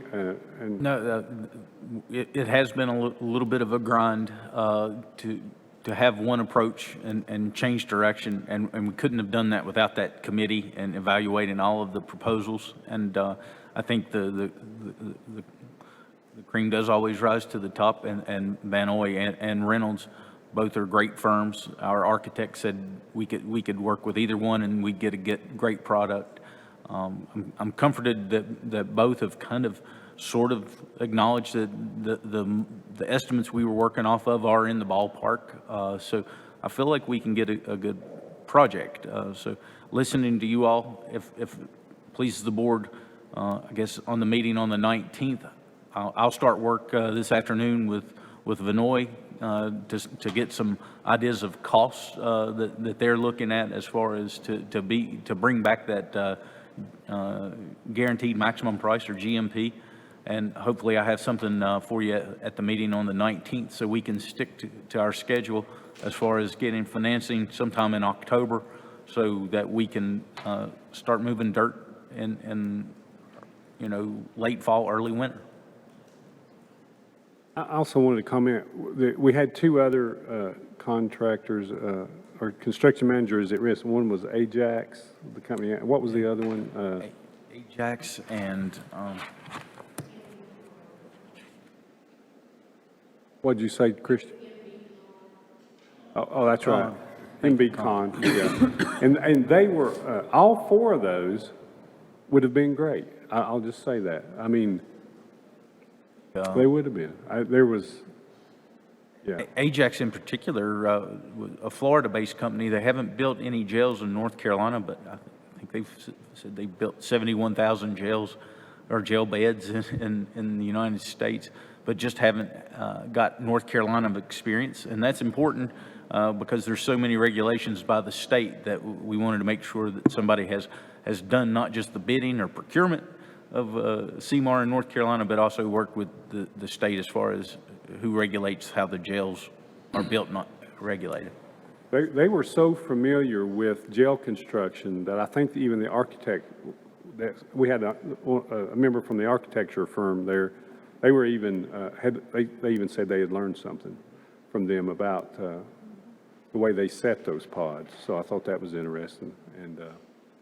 And then Con, when we were selecting the two, they all got votes. They all did, So anyway, we all had. Anyway, I appreciate. So we'll just have Bryant do that. We're not going to vote on it or anything. I just wanted to give him some direction because we do want to get this going. So we can, Bill needs the space, and we need to get him the space. So. The Sheriff Wilkie. Just a technical question. If the state of North Carolina changes their jailing requirements or procedures during the course of construction, do we have any sort of grandfathered protection, or do we have to, you see what I'm saying? Building codes or something? We had this conversation after we had to reject the hard bid because we have a full set of documents that we've paid for and are on the shelf. And if that cost had, let's say everybody had said no, 28.1 is a good number, we may have had to just set that on the shelf with the fear that the state would change the regulations and we'd have to go back to the drawing board. But through that conversation, they just approved the new regs in about 3 years ago, I think. And before that, it was about 10 years. The jail regs do get changed, but it's nothing material that would be, start from scratch, start over. And then since they were just done a few years ago, we felt like we'll be fine. One comment, just for clarity. I know there was some comments made about cost per square foot. Just for clarity, our jail consists mainly of cells. You heard one make that presentation. It's jail cells.